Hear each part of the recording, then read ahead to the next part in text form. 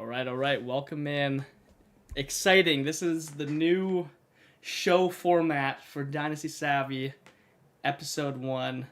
Great guest in Hey Matt Hey, otherwise known as Matt Hey, and second time guest of the show. Excited to have him back on.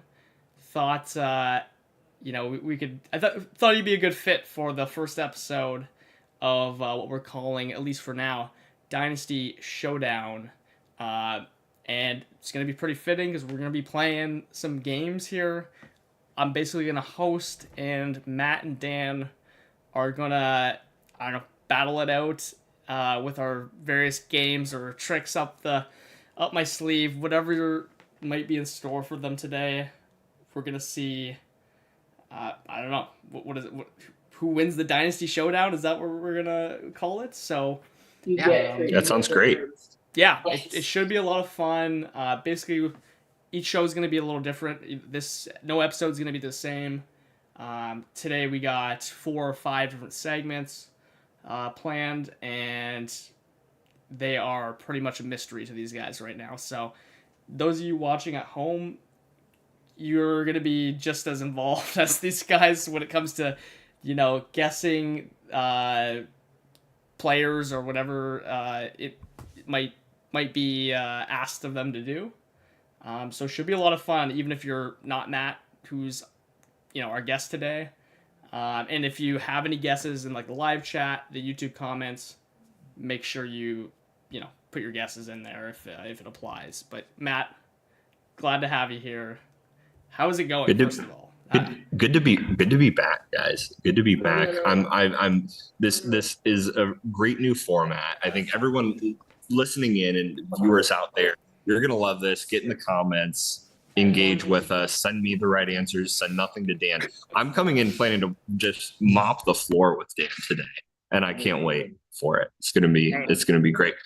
Hey, I love your spirit, Matt. It's great to have you back on. And yeah, you also just joined another league with Blake and I. So yeah, we're excited to have you in that. Excited to take you on. Actually, we're facing off week 1. So, but yeah, I guess we're getting the competition started a little early today. So looking forward to it. Just when I say I've had enough of the leagues, you pull me back into another one, and I can't complain because you guys are in like 20 leagues each. So, and that's, by the way, that's the background on me, right? You had me on the first stream. I'm like the OG who's been playing Dynasty since 07, but I'm also kind of a noob because I've only been in like 1 league for all these years, and now I'm in a handful.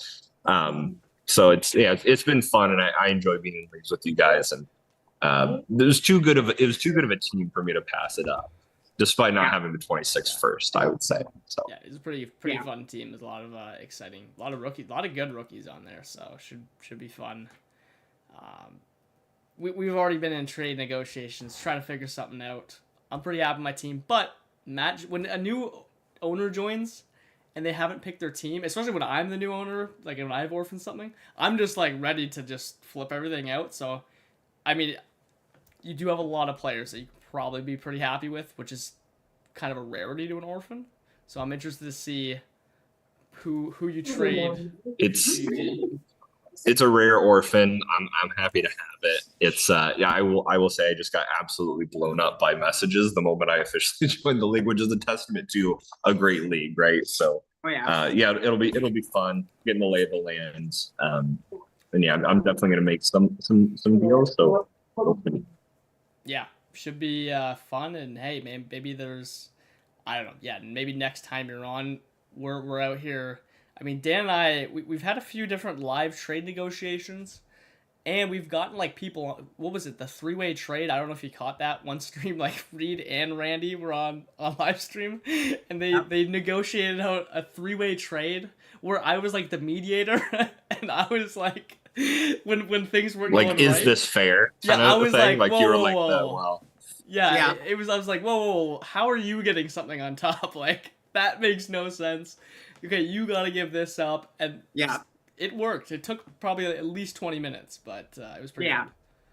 Yeah, it was fun though. I traded away CeeDee Lamb, but I got Devon A-Chain and Xavier Worthy, and I think I got like a third. It's a 10-team league, and they're like pretty big play bonuses. So I thought it all worked out pretty fair. But yeah, that was fun though. So yeah, hey, maybe it'd be fun to do that again sometime. So yeah, maybe we'll negotiate some deals with blood, sweat, and beers, the three of us. Yeah, the possibilities are unlimited, especially now being in like 3 leagues together.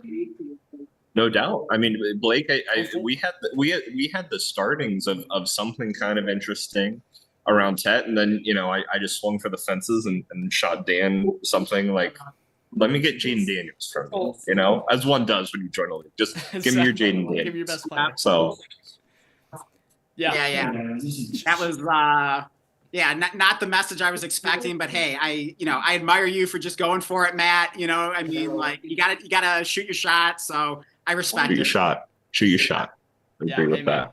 Wayne Gretzky, you miss 100% of the shots you don't take. I mean, that applies to Dynasty 100%. You see these trades going down. You're going, how's this player getting traded for that? You got to take your shots, otherwise you'll never know. So, anyways, let's go ahead and get started here. This was one I had to include in the first show.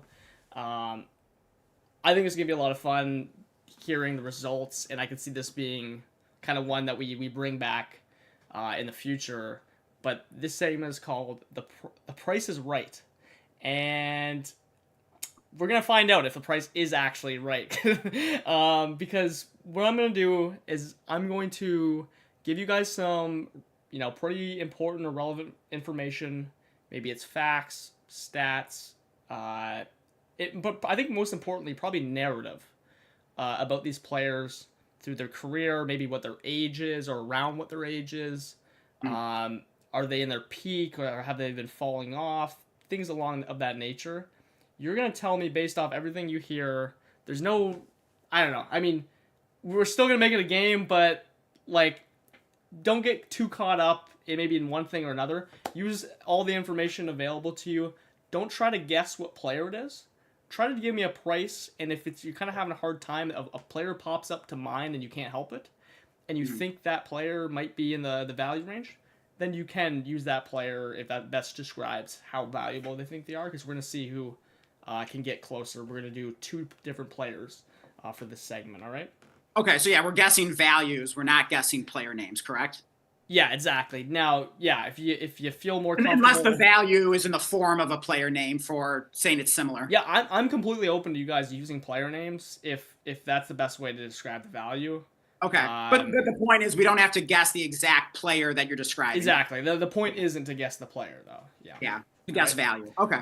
Yeah. I can see Dan like behind his eyes, like I'm guessing the exact player. Yeah, I know you're like this isn't the game. The game is to just dunk on Matt and know exactly the player it is. I know what you're doing, buddy.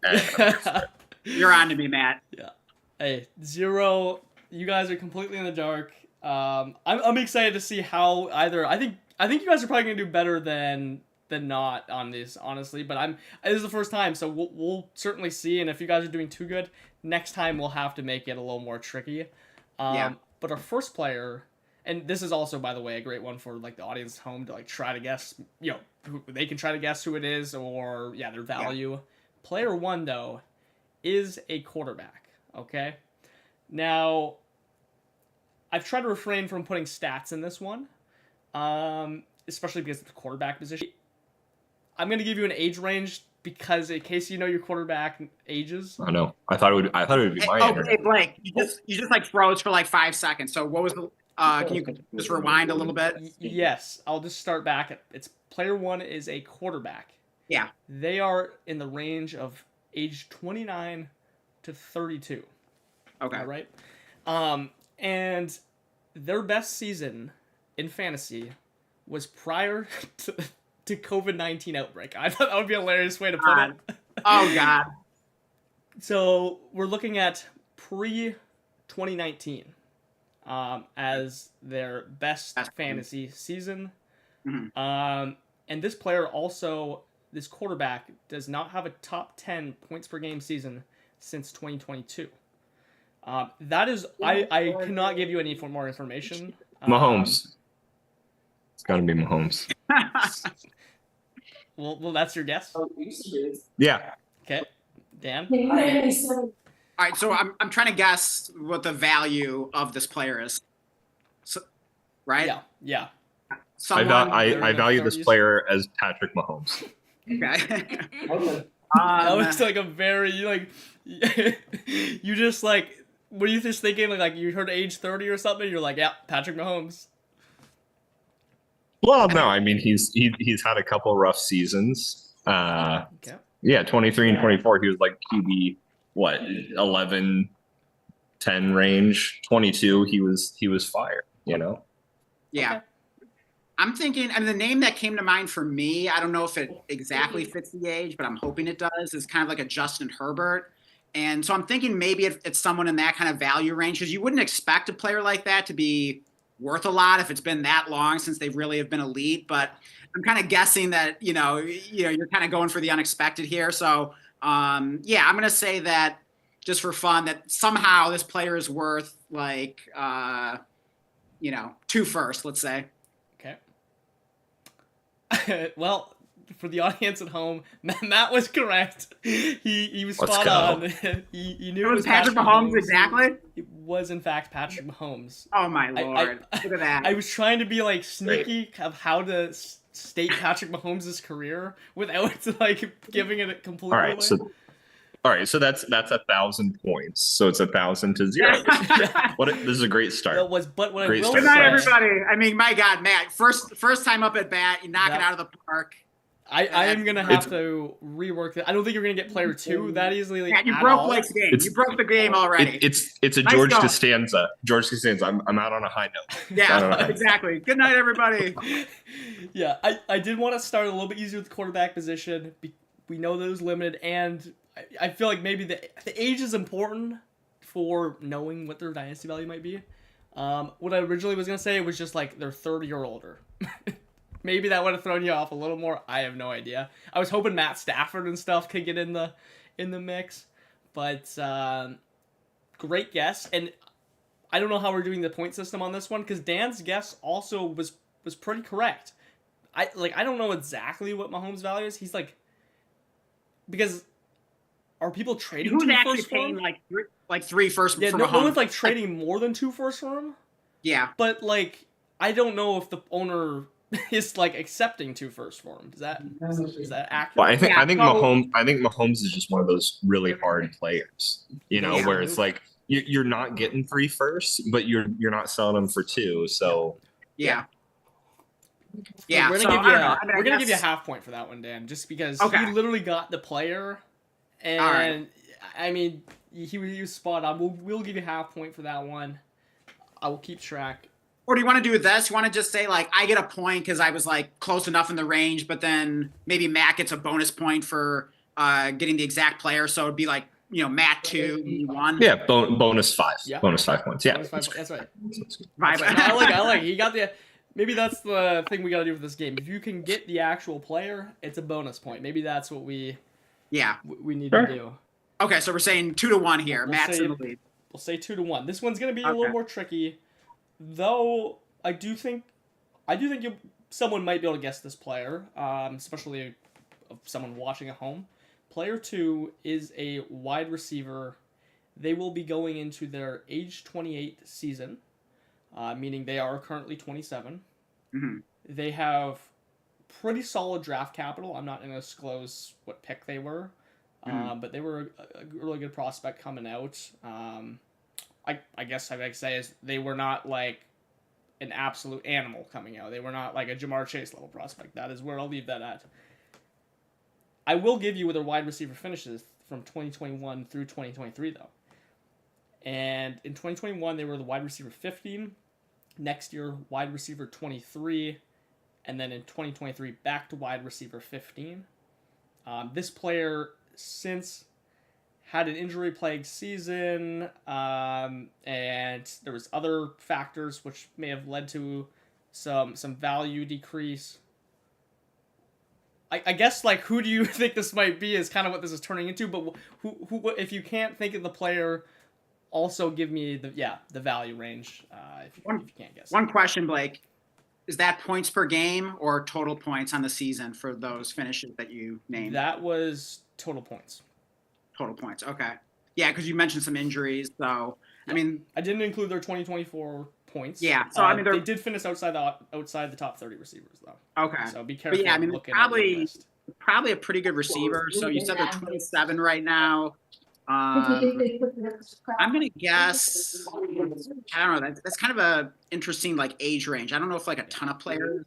Yeah, I think I should have withdrawn the age exactly. I should have gave you a range here, but try not to look at any ages on the players. Yeah, I'm not looking at any age. I'm not. I promise you, I'm not cheating. I was just looking at a list of wide receivers with no other information really to kind of help me throw out some guesses. I don't know. Do you want to guess first, Matt? I'm trying to pinpoint down my answer here.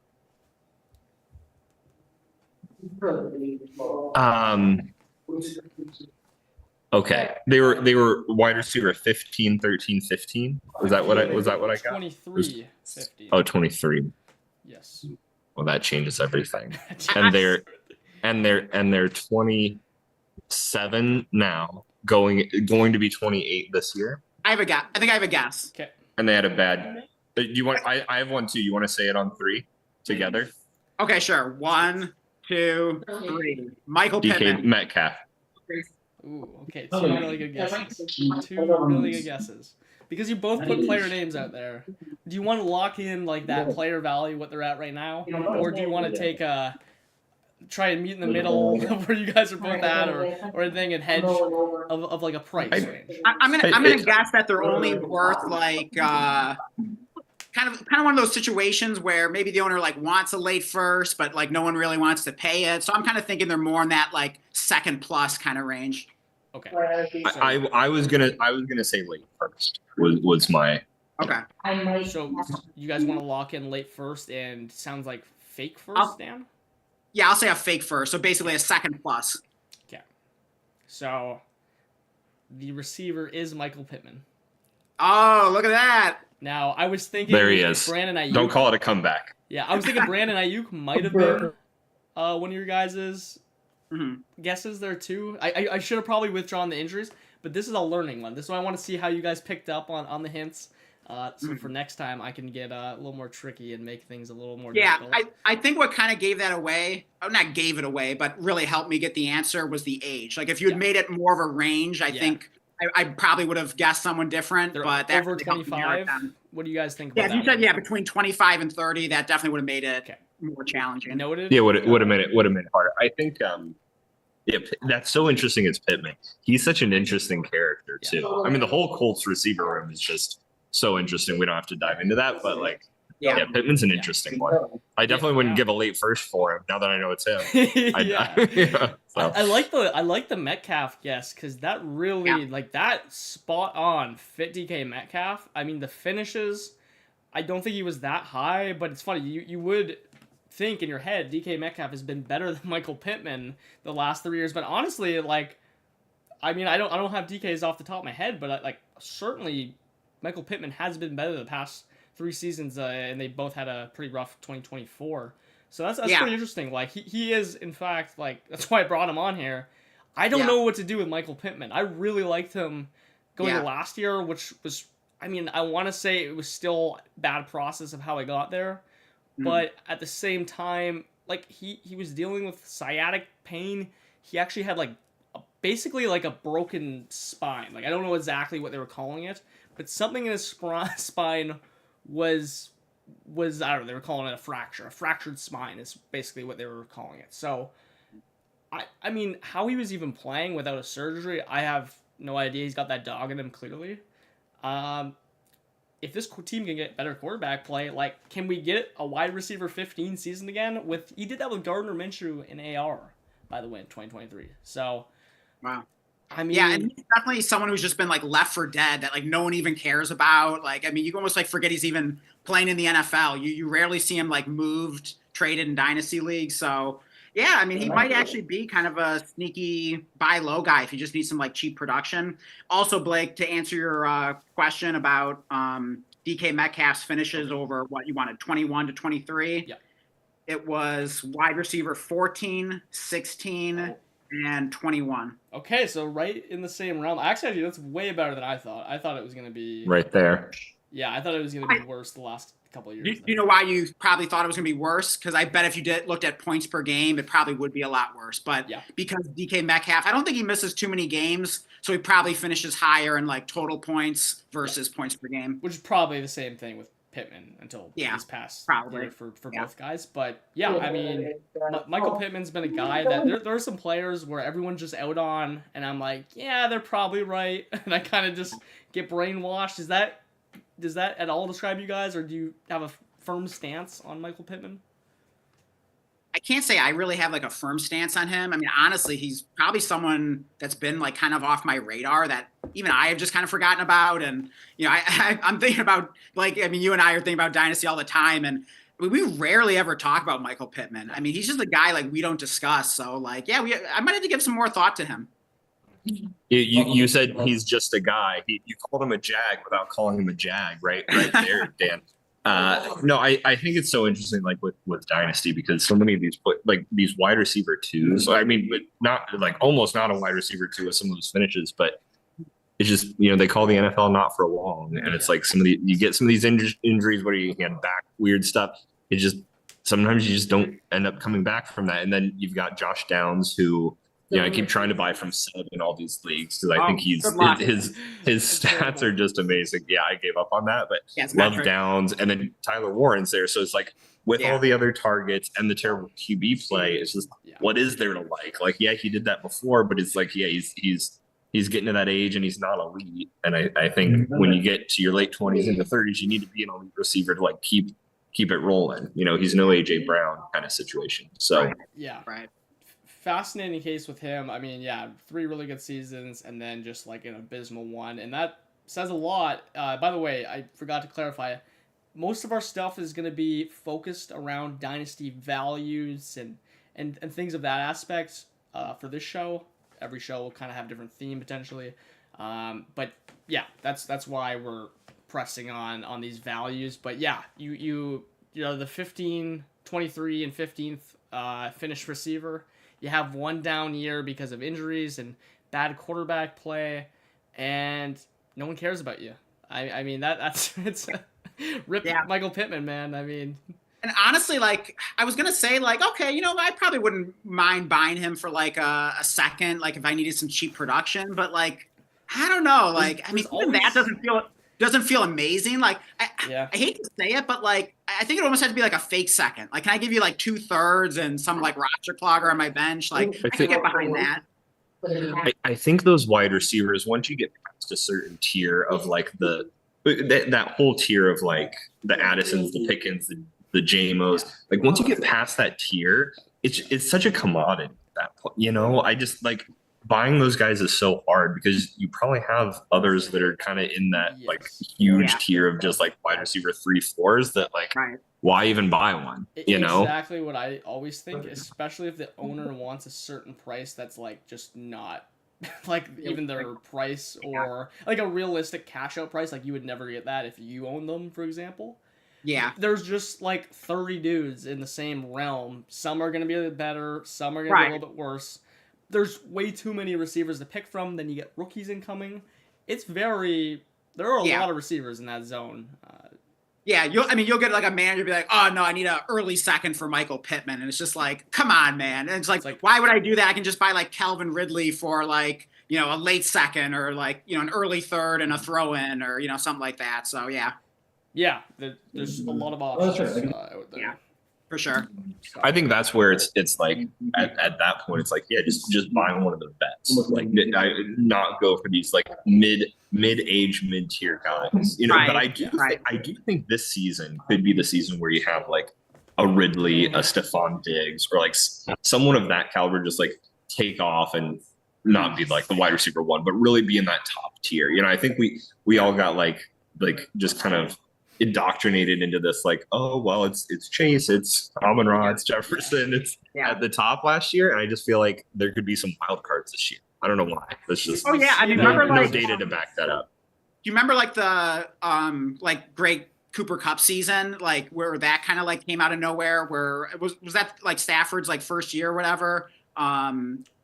Yeah, I can't remember if that was specifically like the Triple Crown season, Yeah. but I remember there was a season where like all of a sudden like Cooper Kupp, I mean, he was just like viewed as like, oh yeah, he's a good receiver and everything, and he was like going in like in redraft like, you know, not like the real early rounds, but like it was probably kind of closer to like the mid rounds, and he just ended up like being a league winner. And it was just kind of like, oh man, like who saw that coming? So yeah, I could totally see something like that. I mean, the challenge is like predicting which of those like mid wide receivers. Which of those 15 is it gonna be? But exactly, I like those callouts because Diggs I have been coming up on, with the health, and Ridley I hated Ridley last year, but at some point when Hopkins was gone, I completely 180'd on him, and the Cam Ward. I'm with you on Ridley. I do think he's a really good candidate to be that guy to be like a top 15 receiver, and we. Well, I brought those two up because just as an aside, in my original league, my brother-in-law who runs, I think he actually has the best team. He just bought Ridley for 2/3 and a fifth, which I think is pretty good, and I bought Stephon Diggs for a third and a fourth. And yeah, like that. we're both trying to win. I think it made sense for both. All those trades, but it's like you can spend like not a second round for these guys. Yeah. Which is that's what's really appealing about Diggs is that if the person's can sell him, like you can. I mean, you shouldn't have to pay a second for him right now. He's coming off the ACL, but he is still 100%. A guy that if he bounces back can pay off. So, anyways, let's go from these veteran receivers to just talking about some rookies. Our next segment is called No Hype for You. I'm going to be I don't even know if I'm allowed to say it on YouTube. I mean, who knows? But I'm going to say it anyways. I'm the hype Nazi out here. No hype for you. That's a for our viewers out there. That's a Seinfeld reference, right? To the soup Nazi, right? Yeah. So very famous. I have been in that. Like the real restaurant in New York, by the way. I don't know if you really? guys have either. All those years I was out there, I never went to it. I need to go. I got to get to Mugs. Wait, Blake, are you talking about the coffee shop or the place? No, it was the Soup Nazi place. But the Soup Nazi, that is a real place too. Yeah, you're right. If I recall though, I'm trying to remember because there was a few different places like this. I think it was a long time ago. It might have been like some kind of bistro, but I'm also like thinking for some reason now it was like some cupcake shop. I could be completely off on that. I can't even remember. I just remember being there and watching the episode, and anyways, that's our Seinfeld segment. No hype for you. All right, and we're gonna be looking at 3 rookies that, I mean, really, let's just say we're drafting a day after the NFL draft, our rookie drafts. These guys are not being taken in rookie drafts, but they are getting a lot of hype right now. If you've been looking at any camp reports, these guys get first-team reps. My question for you is not, do you want to roster them because they're pretty cheap and you might already have a bunch of them. My question is, when you look at their situation, their skill sets, do you actually believe these guys? If you have to call your shot, do you think they're going to actually be worth anything, or are they going to be the Kamani Vidals of last year, the Jermaine Burton, where these guys are just going in round 23 of a startup and no one cares about them, or are they going to actually take a leap and be one of the biggest hits or a hit? Relative? Yeah, so basically you're just asking like whether we're buying the hype or not. Yeah, like do you believe this player is actually going to be someone you should own going in and that will gain value. Yeah, that actually will gain value. Because the thing about these players is if they don't gain value, you're probably cutting them next year because they I mean, they're waiver wire pickups right after the draft anyways. A lot of these guys no one had even heard about pre-draft. And so if we do believe in the player, do we say hype for you, or do we just say hype, or what do we say? You just say you're buying it. I want to hear like if you have any reasoning for why you're buying it, not buying it. Yeah. Give it to me. Okay. Just tell me how you feel, and I'm only giving you the names now, unless I said it pre-show. I can't even remember now. But I wanted to get your like gut reaction on it. So. You definitely didn't give us the names, so we're fresh. We're fresh. Just for that, Matt, you get the first one. Let's go. And do I even have this guy's name right? But I think I do. Condre Lambert Smith, Matt, Chargers. What 5th round receiver? Are you buying the hype? I don't even First of know all, who do the you even hell know who that that is. is? Do you even know who that is? Exactly. We'll be impressed if you even know who that is. I don't even know who that. Top trending. Well, look, I've been traveling a bit this week. I don't know who the hell that You're a is. busy So family man. it's not going to be a buy for me. But I do Yeah, like. that's it. So I'll transition and try to save myself here. I do like reading those hype pieces. Yeah. Trying to see like is this someone interesting or away from. I mean, most leagues we're all in are so deep. It's worth a shot. Take a shot. Yeah. What's the news telling us about this guy? The news that I don't know. I'm gonna go at him. And Well, there was the obviously Mike Williams retirement.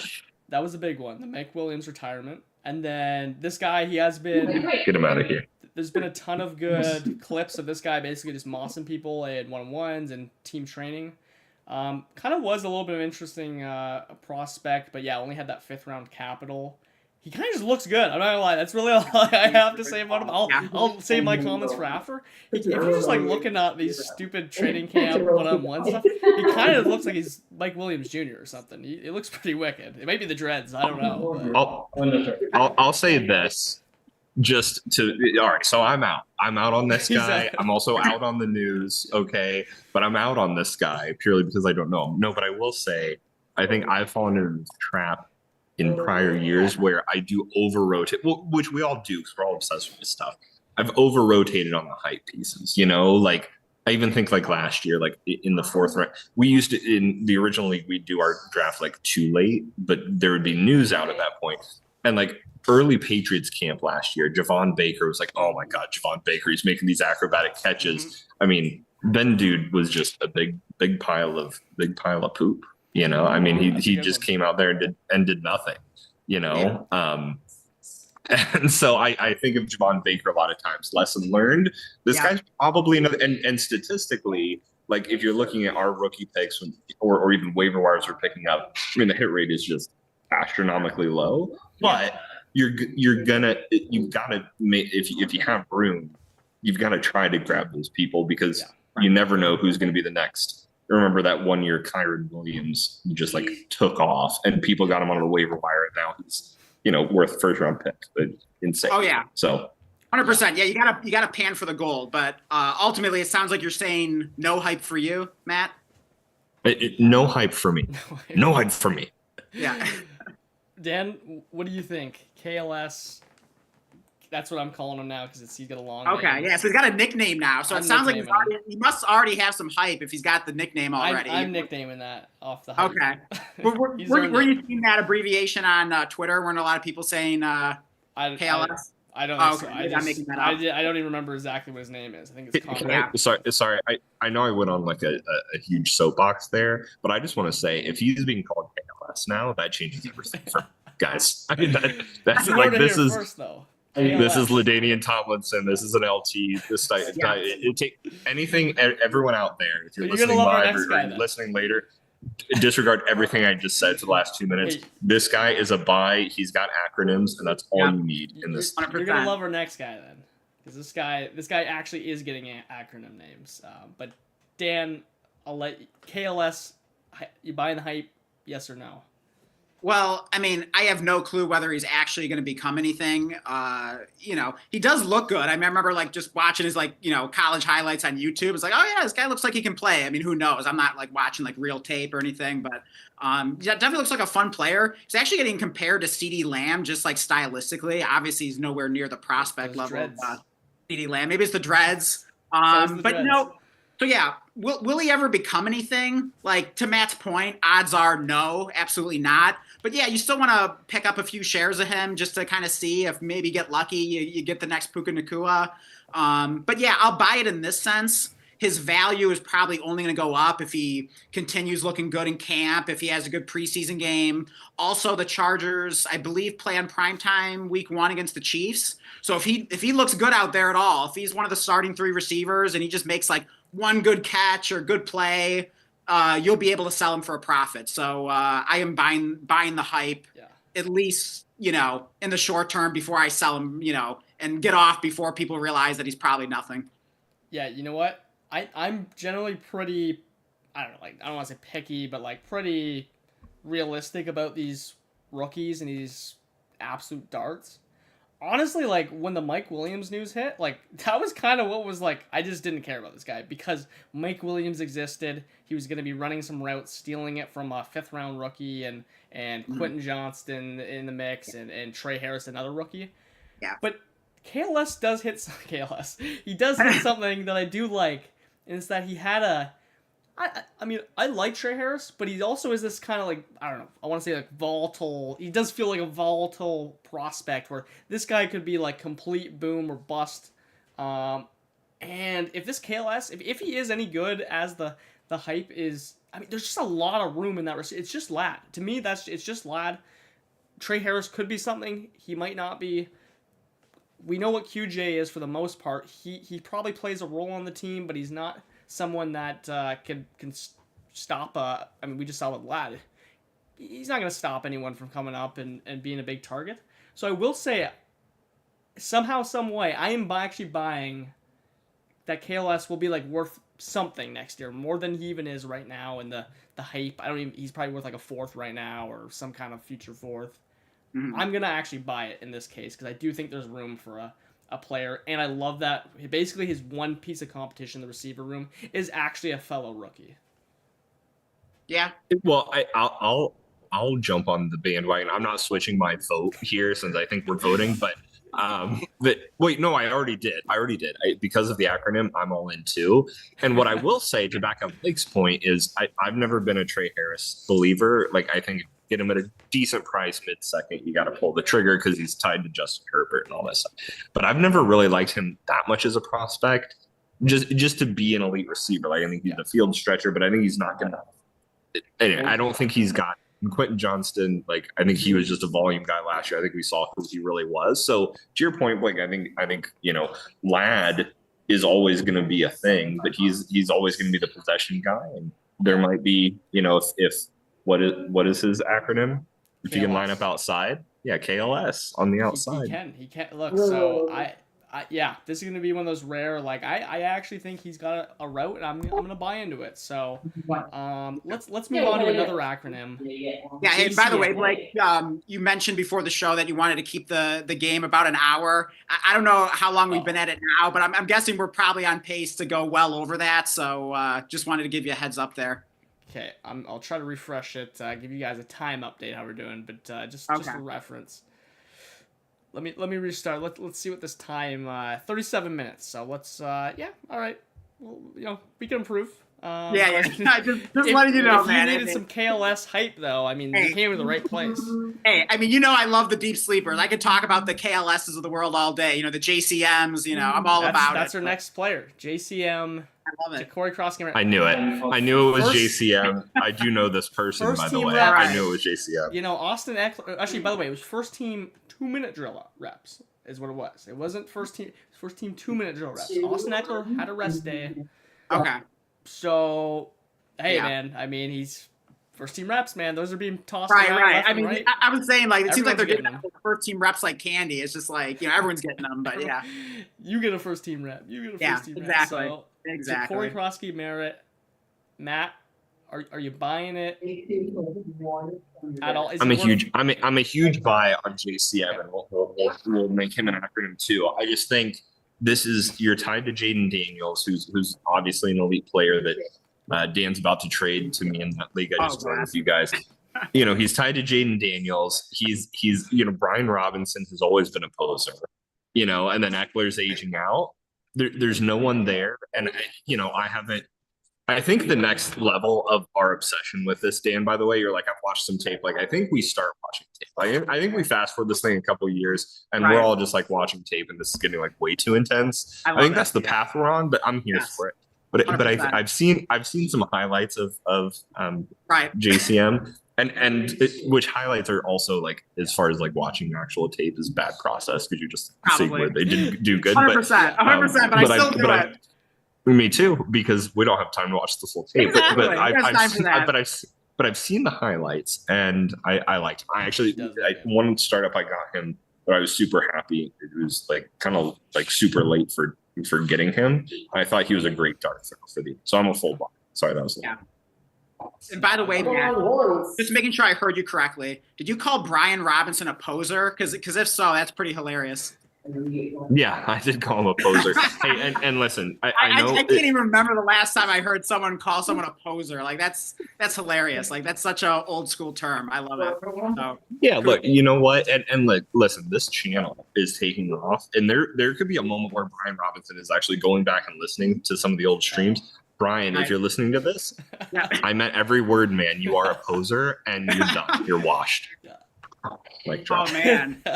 That is bold right there, my friend. I mean, we might have to clip that and, add. You don't want to mess with Brian Robinson, man. I mean, he's the many men. I mean, the guy's been shot and came back from it, he's a warrior. You don't want to mess with him. You don't want to piss him off, man. Yeah. You can't I'm not bring afraid. a gun. You can't bring a gun to a fight with him and take him down, man. Well, hey, I recently traded for Brian Robinson on my listener league team. So, hey, he might be leading to a championship. We all make mistakes. We all make mistakes. Now that I know Matt doesn't like him, like now he's gonna be a league winner. So, Dan, are you buying the JCM?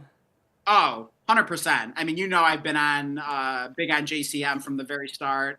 I mean, the guy looks awesome. He's been getting a ton of hype. I mean, I liked him even before then, but that's only validated it. I did recently trade him away in the listener league, but that's kind of a long story. I was rostering too many players. But I got a few other shares. I'm a huge believer in him. And I mean, all jokes aside, I mean, Brian Robinson is fine, but I don't know if I want to call him a poser, but I mean, he's kind of a jag, he's kind of just a guy. So 100%, like there could be some interesting opportunity for JTM.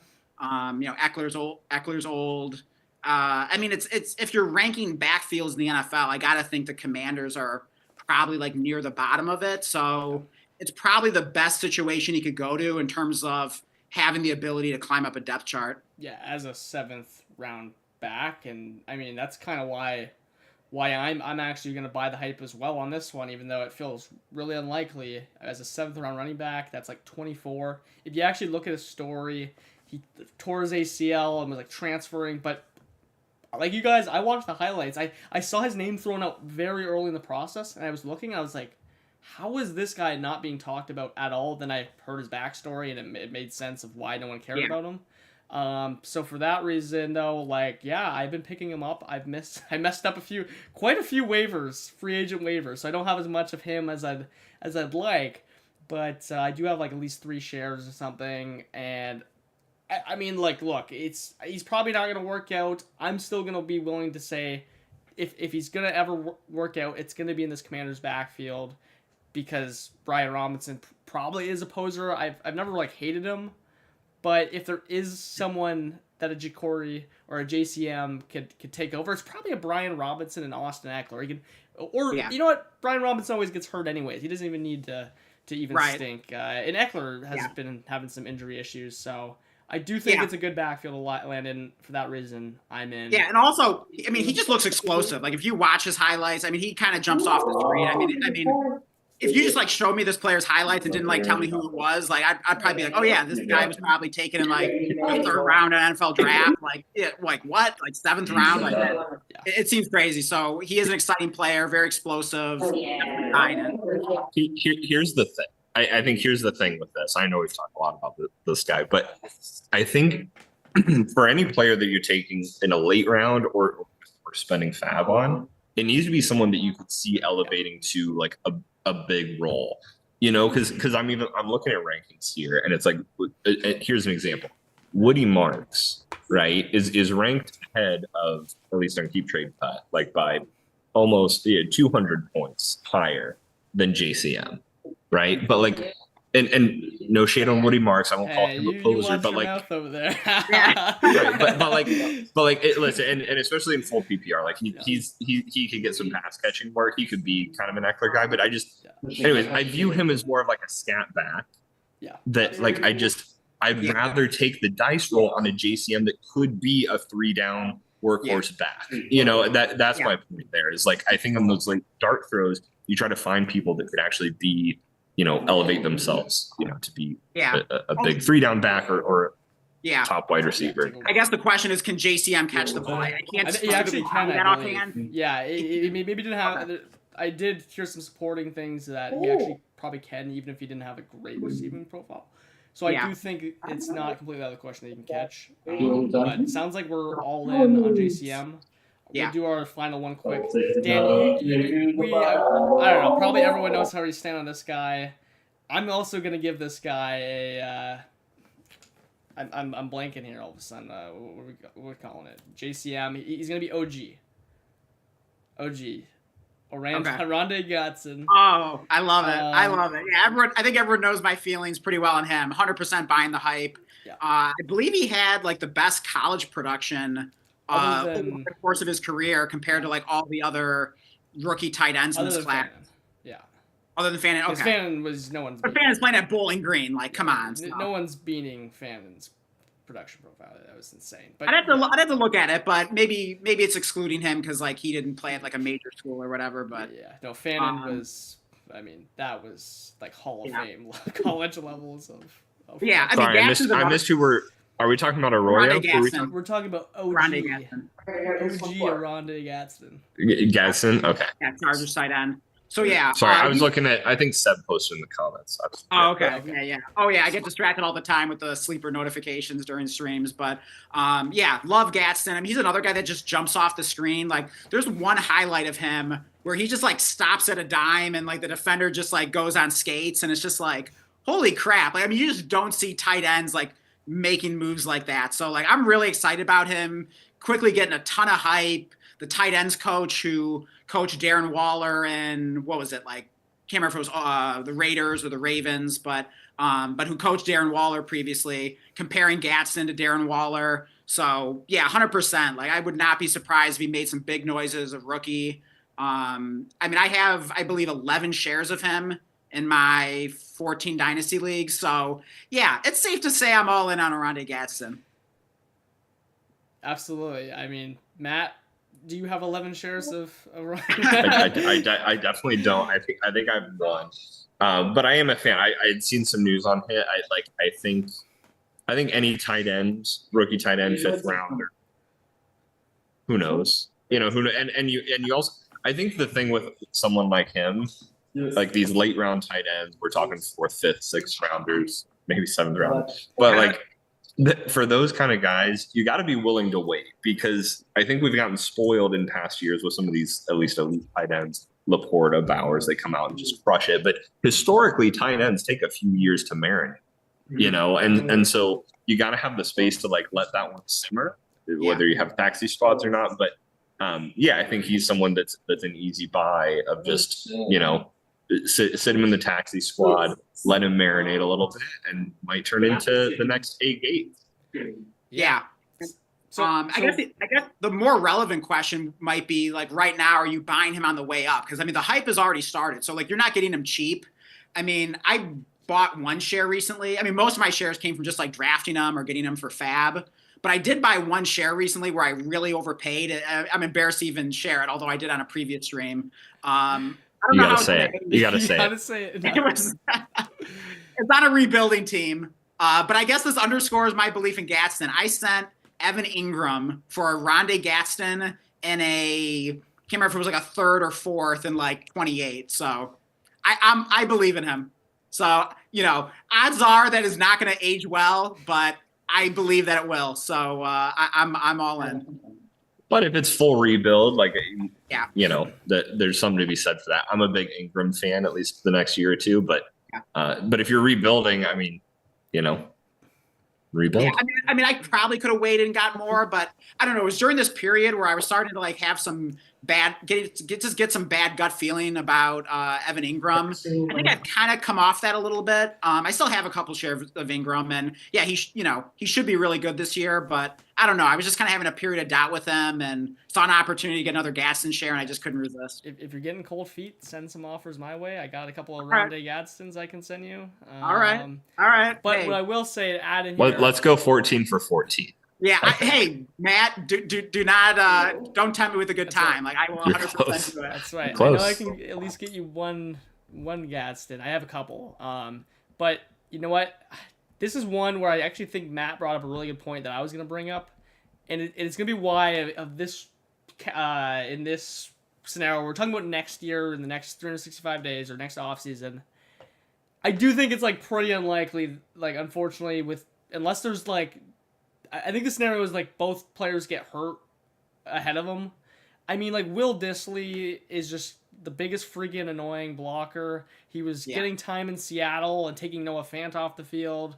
And Tyler Conklin's been trusted his entire career, who's awesome with the Vikings, awesome with the Jets for being Tyler Conklin. Can also block and get dirty. And even if Gadsden, I did hear some like pretty encouraging, like, yeah, Gadsden's trying blocking. I think that was the quote, was he's trying his best. I hope I'm not misquoting. It could have been another rookie tight end, but he's kind of more like a receiver than a tight end, like in terms of his build.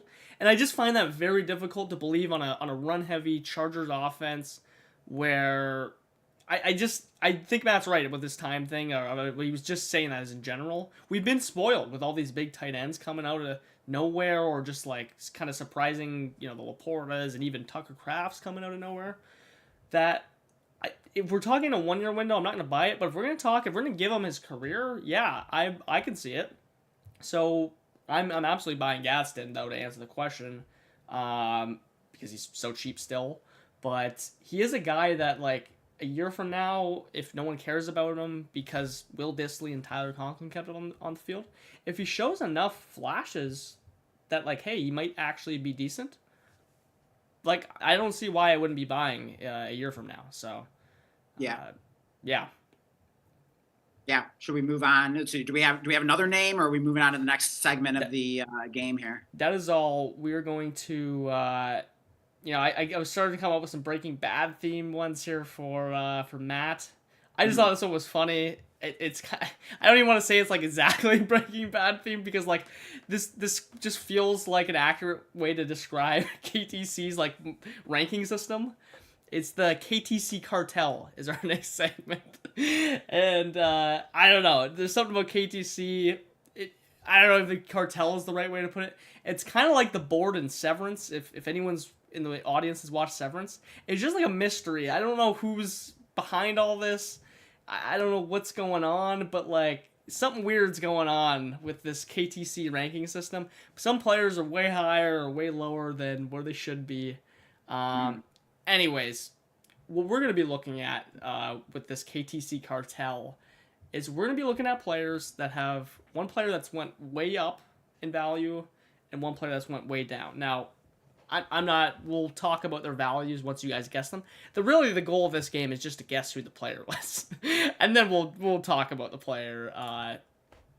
So. And by the way, do we want to greet the chat at all, or should we do that after the game, Blake? What do you think? Yeah, let's greet the chat here. Yeah. So we got 6 people watching right now. Thank you everyone for joining us. We got Seb in the chat here. He says, Matt, you might have got the team, but I joined the winning side. And he's got emoji with the flexing arm. So yeah, for anyone that doesn't know, Seb has okay. So this is for Blood, Sweat, and Beers, which is the league where Blake and I met in a couple years ago. And so Matt has just taken over an orphan in the league. And then, Seb, which everyone, should know from like the listener league, he wanted to take over the orphan, but Matt got in there first, paid the league dues first. So Seb asked me if he could, come on and join my team as my co-manager. And, Seb has definitely come a long way, obviously being new to Dynasty. Wasn't sure if he was, quite ready for co-manager. So I thought, you know what, let's start him out as an unpaid intern, because, this is a big business here. I mean, I got a pretty serious team, ready to contend for a championship. So I thought it was perfect. So I asked him if he wanted to be my unpaid intern. He was on board with that. So I saw earlier that he officially joined. So, yeah, that is what Seb is alluding to there. And, I changed my team name to Kramerica Industries, alluding to the episode of Seinfeld where Kramer has this like fake company called Kramerica Industries. He has an unpaid intern named Darren. So I thought that. Darren. Yeah. Yeah, that's a great call out. And I think, for folks out there, if you haven't watched Breaking Bad or Seinfeld, just go do that after the stream, because there's a lot of inside jokes. There's a lot of things we got cooking tied to, cartels and soup Nazis and people like what's happening. It's about Seinfeld or Breaking Bad, two very prolific shows in their time. For sure. Yeah, 100%. and That is great advice, Matt. great call out. I'm on episode 8 of Better Call Saul after just finishing Breaking Bad in El Camino, Nice. and oh my god, I genuinely, I'll just throw out my take. I'm actually like, it's so hard to say like, oh my god, I don't want to actually compare Breaking Bad and Better Call Saul. I do truly believe that Better Call Saul in total is actually even more impressive than Breaking Bad, just with the expectations of a spin-off. I mean, for them to just nail like even an extra season compared to even what the Breaking Bad role does, what they did was phenomenal. I was just watching, dude, episode 6, season 1, 5-0 might be like one of the greatest episodes of the entire of both those series. Oh wow! Just watch I'll phenomenal. have to watch that again then. I mean, Yeah. that's quite the statement. But yeah, phenomenal series. They did a great job following up Breaking Bad, which is not easy. So I had to throw that. I'm gonna out myself as not a real fan here. I've never watched Never Call Saul, and I feel really bad about it. I know I should. I really need to. Trust me. I really need to. I did wait a while because it took a while. It was like what, 2015 or something, or 2016, around there when it. And then it just finished like last year, or maybe like, was that maybe 2 years ago now? It was an over long period of time. Now that you can just binge it, when you get started, you will be hooked. It is so impressive how they I'll just say that, how they approach everything, build characters. It is amazing. So yeah. I think a lot of people have watched Breaking Bad, but not Better Call Saul, so absolutely do that. And then just to finish off the chat here, Seb also says, and Blake, as per usual with the superior mid-looking team, Blake fantasy builds can be best described as what Shannon Sharp once said, quote, "The Cowboys are like my ex. They look good, but I don't trust them." I don't know. Those are bold words there. Wise Already words. starting the trash talking here. Just joined the league as my intern. Already starting some trash talk at Blake, who's got a pretty goated team. I have to acknowledge. I'm just trying to understand how he says my team looks mid, but then it looks good, but he doesn't trust. I mean, we get your story straight. Is it a good team? We got some inconsistent logic there, Seb. So we gotta. Which is it? Yeah. Is it mid and it's good and it actually is good, or is it? Looks good and it's we'll polish up the trash. Don't worry. This is a teachable moment. It's a teachable moment for our intern. I love Seb's one of my favorite people. I think you should just come out and say it. You know, Blake, your team is a poser, like Brian Robinson. You know, maybe I think that's basically what Seb is saying. You know, kind of a long-winded way of saying that. Yeah, Blake's team is a poser. That's it. You're gonna see a trade go through tonight for Brian Robinson, and just to stick it to you today. And then let's see. Seb also says, besides the all-in league, I don't know what he was thinking over there. And then he says, but I'll see you fellas later, 100%, and gotta go. Yeah. Well, thanks for joining us, Seb. Looking forward to doing some great work together for Career American Industries. Yeah. So let's hop into KTC Cartel. All right. And honestly, like I feel like the name, it was just funny. It doesn't really describe what's going on in this one. But you guys are gonna try and guess this player. That's what's gonna happen. I've thought about this long and hard as we've been talking on the side. Now, by the way, for the viewers out there, Dan and I have made a commitment to each other in this segment that we are not looking at KTC whatsoever. I was just looking at a list on Sleeper of the players from last year, and I believe this has to be Chuba Hubbard. So that's your guess. We'll leave it at that. We'll let Dan go through. Okay, so currently their dynasty ranking on KTC is the RB20, about 4,200. They went up to RB13, it says there, and in the last year they were down at RB57 at their lowest in the last year. Highest RB13, current RB20. Yeah, they're worth about 4,200 on KTC for what that's worth. Yeah, do we know how many years that they've played in the league? Are you sharing that with us? I'm not sharing that with you. Okay. So we just know they're RB20. They've gotten as high as the RB13 in Dynasty. Probably should have looked at this a little bit more. Spoken too much on the chat here, but I'll just take a quick glance here. I'm trying to think. Yeah, RB20 in Dynasty. I'm trying to think about who that would be. I think Chuba Hubbard's definitely a good guess. I'll just say, let's go with. I feel like it's gonna be someone like David Montgomery, like someone in that range. Okay, yeah. And by the way, if someone gets to it first, you guys are welcome to match them and play defense. But are we locking in our answers? Just wanted to throw that out there. I mean, the only problem I see with my guess is I have to think that at some point in his career, Montgomery was probably higher than the RB13. I'm thinking. So that's the only thing I don't. This is within the last year. Well, just within but the yeah, last look, year. Okay. yeah, because see, this player was down at 57. That's why I'm like, it's got to be Chuba because going into last year, I mean, he was not that highly ranked. I am surprised he got all the way up to 13. But maybe I could be. There are quite a few running backs I do think fits this exact. Here I will guess. I'll say Alvin Kamara just for fun. Okay. Matt's right. He's right on. It is maybe it was 200. Point goes to Matt. But yeah, I mean, I don't know what's much to say with Chuba. I actually think he's pretty correctly priced with where I've seen him priced now. Like, it's arguable. He's kind of like the fringest of first, early second. I have so much Chuba. I had so much going in last year. And even owning all of that, like, I think it's pretty correct. Like, it's... market's I agree. I think he's accurately valued. Yeah. Like I don't think I think he's at his value. I mean they've got they brought in Trevor Etienne. Who knows what Jonathan Brooks, whatever he comes back, if he comes back. I think it's accurate.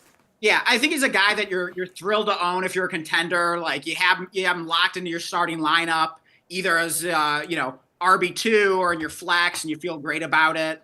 And yeah, I mean, you don't know exactly how long it's going to last, but you're really happy to have him for, as long as the production lasts. You know what I love about running backs like him right now too? It's really easy to just get the running backs behind them, and they just cost nothing. If Chuba Hubbard blows up and you lose your RB20, you might actually get a guy that's RB20 or better in the future by just like owning his handcuff. So I do think that's a little undervalued. When we're looking at backs. And he's not like a guy I'm like targeting in trades, but he's certainly someone if I'm like tearing down and the other manager just happens to own Hubbard and he's like kind of putting him into the deal and like I'm getting a package of things. Like, yeah, I'll take Chuba Hubbard if I'm trying to contend and everything like that. So not a guy I'm targeting, but certainly not a guy I'm avoiding. Yeah. So let's see. Hey, I want to come out. Hey, can I come out swinging on this? I think it's Jaden Reed. It's Jaden Reed. Okay, interesting. So we got a guess on Jaden Reed here. Dan, I'll walk you through in case you can't see all the things here. This it's kind of cut off. This receiver's wide receiver 37 right now.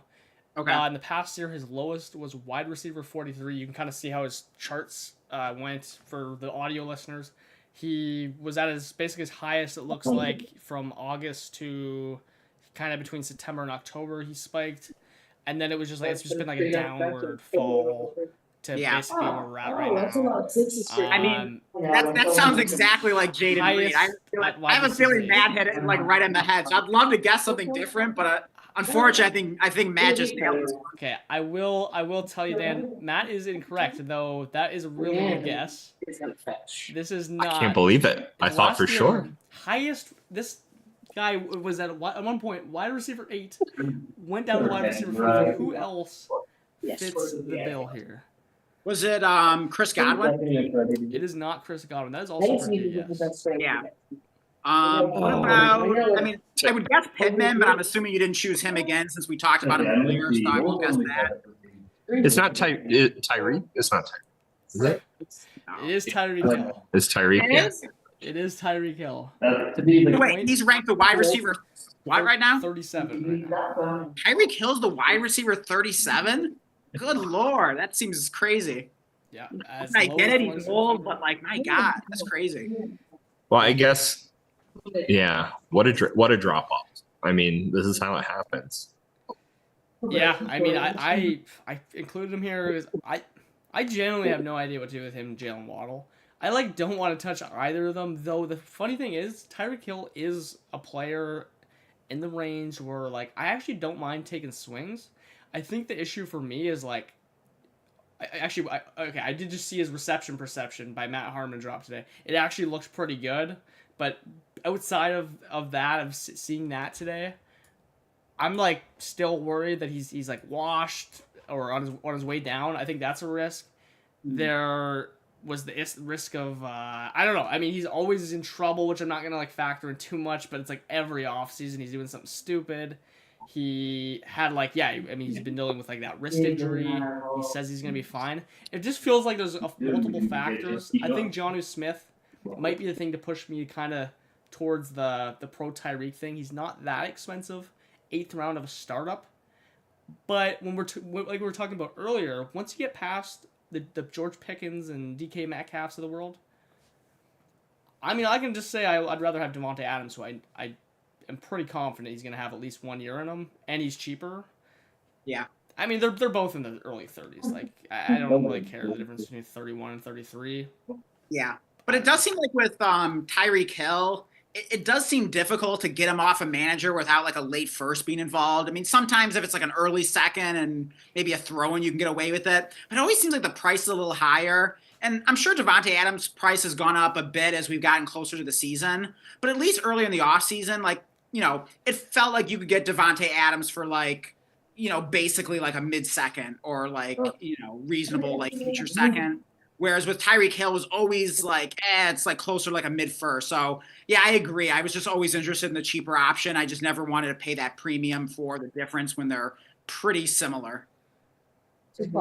I think there's an interesting talk track here about like how different wide receivers age too, and it's like, who knows? Hill could come back this year and we could see like a blip where like age be damned, he's coming back a little bit. Yeah. Now it's not going to go back up to like he's never going to be 8 again.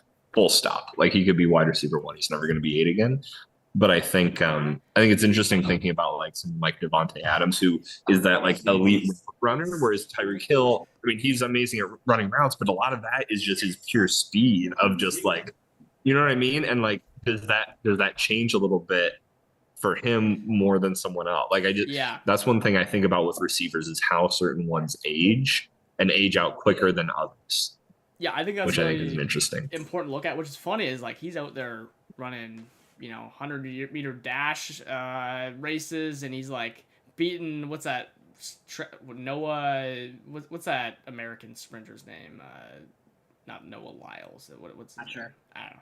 Anyways, people know what I'm talking about. He beat his brother, the best American sprinter, or at least at one time recently. And what? Like when you guys were talking, I was like visualizing in my mind like my outlook on. Sometimes it's like it just helps to be like, where was I at on this player? What happened? I was picturing his headshot on Sleeper, and I was just like, wait a second, like this was a guy I was really excited to own last year. He was going whatever in the 4th round, even at that price, knowing he's old. I don't know. I kind of like just like got this weird vibe thing, like maybe I should be in. Maybe he's not that expensive. If I'm wrong, I could probably figure it out. I mean, honestly, I kind of feel the same way, Blake. I mean, hearing he was wide receiver 37 in Dynasty kind of blew my mind. It's like, man, like just for that upside, you can get him in like, what do you say, like 8th, 9th round of like startup drafts. Like, I mean, it's not usually like the kind of receiver I'm targeting in general in trades or even in startups. Like usually I like building young and staying more flexible and then maybe trade for veterans later once I kind of feel like I'm ready to go in and contend. So yeah, as a result, he's someone that I don't have any shares of, but I could talk myself into it. I mean, it's hard to say exactly what the upside is because he is older, but kind of ancient. I mean, Matt brought up wide receiver 1 overall. I mean, I just it's kind of like CMC. Like maybe I should be more in on. I think the issue is like Hill literally had a year of just like not being a difference maker. The offense was weird, and we're coming off the bench here, which kind of like makes it harder to envision. But like, I do disagree with Matt a little bit. I mean, it's hard to say someone has like wide receiver 1 upside because that. Well, I don't think he said. He just said he would. Matt definitely didn't say. I misquoted him. I said he won't like be wide receiver. He could be wide receiver 1 this year, and he still wouldn't get up to the wide receiver 8 just because of his age. Oh, right. Like, I don't think he will. But I don't think he has wide receiver 1 upside. But I do think. I thought you meant in terms of production. Yeah, but I do think in terms of like going back to buying some of these vets. I mentioned the example of like Ridley and Diggs earlier. It's like I'm looking at keep trade cut here. Like you could trade Michael Pittman, who we talked about a lot earlier, in a 4th for Tyreek Hill. I think I would do that. You know, it's interesting. I mean, it's hard to imagine that getting done in one of our leagues, but hey, you never know. Yeah. Well, you're just looking at the values, right? Like, you you would have to, you'd have to pay more than that. Probably Pittman at least and a Brian third. Robinson. Pittman and Brian Robinson, man. Yeah. I could do He's that. a poser. What a poser. So look, Tyreek Hill. I think this is the key for me. Like, it's funny, 8th round, and normally it seems like that mid to 8th or mid to early 8th. It doesn't sound bad, but then you look at all the people behind him. You know, you mentioned Calvin Ridley rounds later and stuff. That's where I actually have the issue. It's not like that expensive in a startup, but when you have the choice of any player in the entire league, yeah, and then you're looking at just like who's going like one receiver spot ahead of him. It's like, oh, like George Pickens and like Jameson Williams and like or DK even like Metcalf. Even further down, when you're just like comparing him to like Jaden Reed, Josh Downs, Ricky Pearsall, it's like it's hard to get there. I'm probably just gonna go with one of those younger guys, so it's tough to pick them. Yeah, it's hard to get there, and it's like I'd have to be really convinced. But when I'm out of the league and it's right and out of the startup, when I'm out of the startup, like now I can talk myself into it, because I can't buy those players for the same price as I might be able to get Tyreek Hill, especially the George Pickens and that of the world and JMO. So. 100%. I might have to send out some offers, see if I can get myself back in on at least one Tyreek Hill.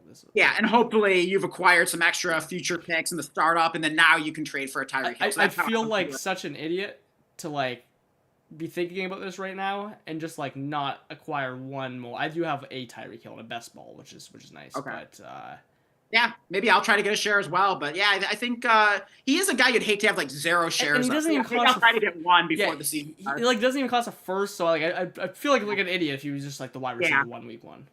Oh yeah, I mean, can you imagine? That's pretty likely, honestly. Like can you imagine if he finishes as like a top 5 wide receiver in fantasy points, and I just have like 0 shares, and like I could have gotten him for like a fake first or second plus. Like I'm gonna feel like an idiot for not having gotten one. He literally scores 20 points, which again probably I almost want to say that's like at least a 50-50. He scores 20 points week 1. I don't know who their matchup is. It's totally Tyreek Hill. If he's healthy, it should be like a 50-50. Like probably. I might be looking back and going, wait, why was I not buying this guy? Like 100%. I don't. It doesn't even matter if he lasts the whole year because you'll have opportunities to sell him for higher. So.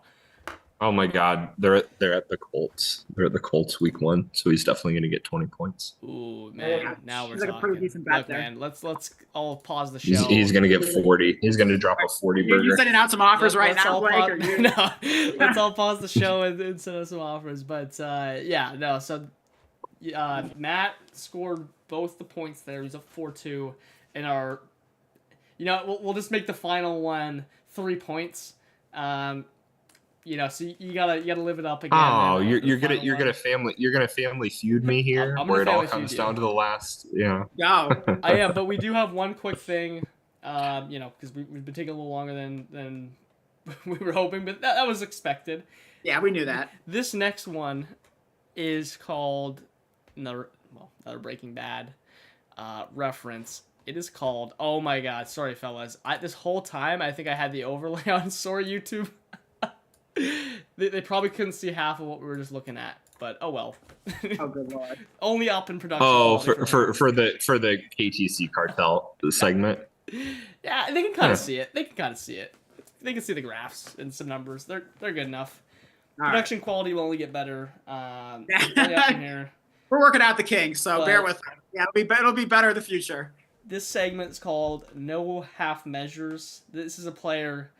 Maybe now, like, our answer is going to be Tyreek Hill, but this is a player that we, like, at their price, they might not even be, like, your favorite, fantasy player, but you just, it's a guy at the cost to acquire that you're either trying to draft, he's on your board every time, you're trying to trade for him, you already own a bunch. Let's try to avoid talking about some guy that's literally like a waiver wire pickup. Yeah. Let's try to talk about a guy that is worth something, basically. Yeah. Yeah, sounds good. Should I go first? Yeah. I feel like Jalen Knowles, that guy for me. Like he was someone like early on, like he was kind of flying under my radar a bit, and I wasn't opposed to taking him, but I wasn't going out of my way. And I don't know when or how exactly like the flip got switched, but like all of a sudden, like it just like made sense to me, and I just kind of saw the vision of this guy being a really good player in the future and only going up in value. It just kind of seems like he checks all the boxes. Like he looks great when you watch him. The film guys love him, like Matt Harmon and everything. He's getting comparisons to Josh Downs. I mean, I believe like his college production and metrics were good. He gets pretty decent draft capital going in the 3rd round of the Texans, who took him despite already having Nico Collins and then drafting Jaden Higgins in round 2, but they still felt like Jalen Noel's too good in the 3rd round, that they can't pass on him, even though not only do they have, potentially 2 really good wide receivers already on the team, they also don't even have an offensive line. I just heard that the Houston Texans are the 32nd ranked offensive line according to Establish the Run, for whatever that's worth. I don't know if that's that was from their, like, a guy that works with Brandon Thorne, who actually works with O-linemen, NFL teams and stuff like that. Okay, so that's good to hear. Yeah, I'm sure it's credible, because I figured that was pretty legitimate. He's like the fantasy O-lineman guy. Okay, perfect. So yeah, I mean, that's pretty crazy for them to have like no offensive linemen. I believe they lost their best lineman, Tunsil, in the offseason. And yet here they are, still taking Jalen Noel after, like, they're already pretty good for playmakers and wide receivers. They even signed Christian Kirk in the offseason. So certainly not great that the Texans don't have an offensive line, really. Like, that is a point of concern. But just in terms of the player and believing in him, Christian Kirk always gets hurt and he's older. Like, I'm not that worried about him. So he's not going to be like a smash like early in the season. But I just think sooner or later, during his rookie season, I think Jalen Noel is going to make some noise. And I think he's one of these guys where, like, when people start seeing him play, it's just going to be like, I mean, this dude can run. He's a good route runner. He's fast as heck. I forget what his 40 is, but I want to say it was like a 4.39 or something like that. So just like everything you look for in a receiver, he kind of just checks the boxes. I mean, sure, you'd wish he was like a, 1st or 2nd round draft capital, but just about everything else, like, he checks the boxes. I'm just trying to get as many shares of this guy as I can. I think his stock is only going up. I couldn't agree more with you, Dan. I think he's going to end up being, I think we look at this even maybe in a year, he's going to be worth more than Jaden Higgins. Hot take.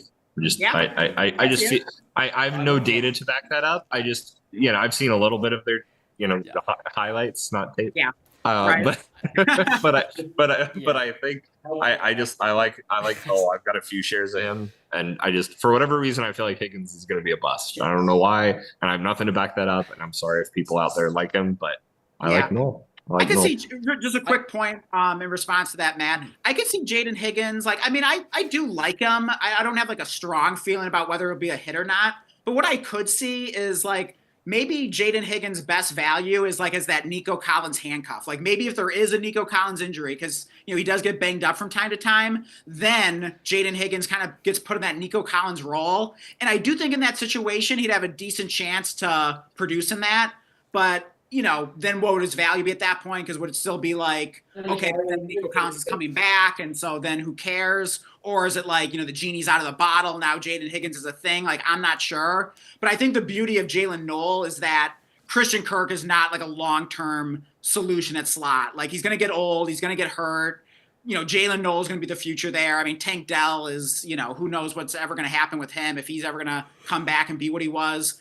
But it kind of seems like Jalen Noel could be like a Tank Dell, but he can actually run a fast 40. So that's a pretty exciting thought. It's a good role being the slot receiver for the Texans. We've seen Tank Dell be really good before, especially like his rookie season where he had some massive spike weeks. So yeah, love Jalen Noel.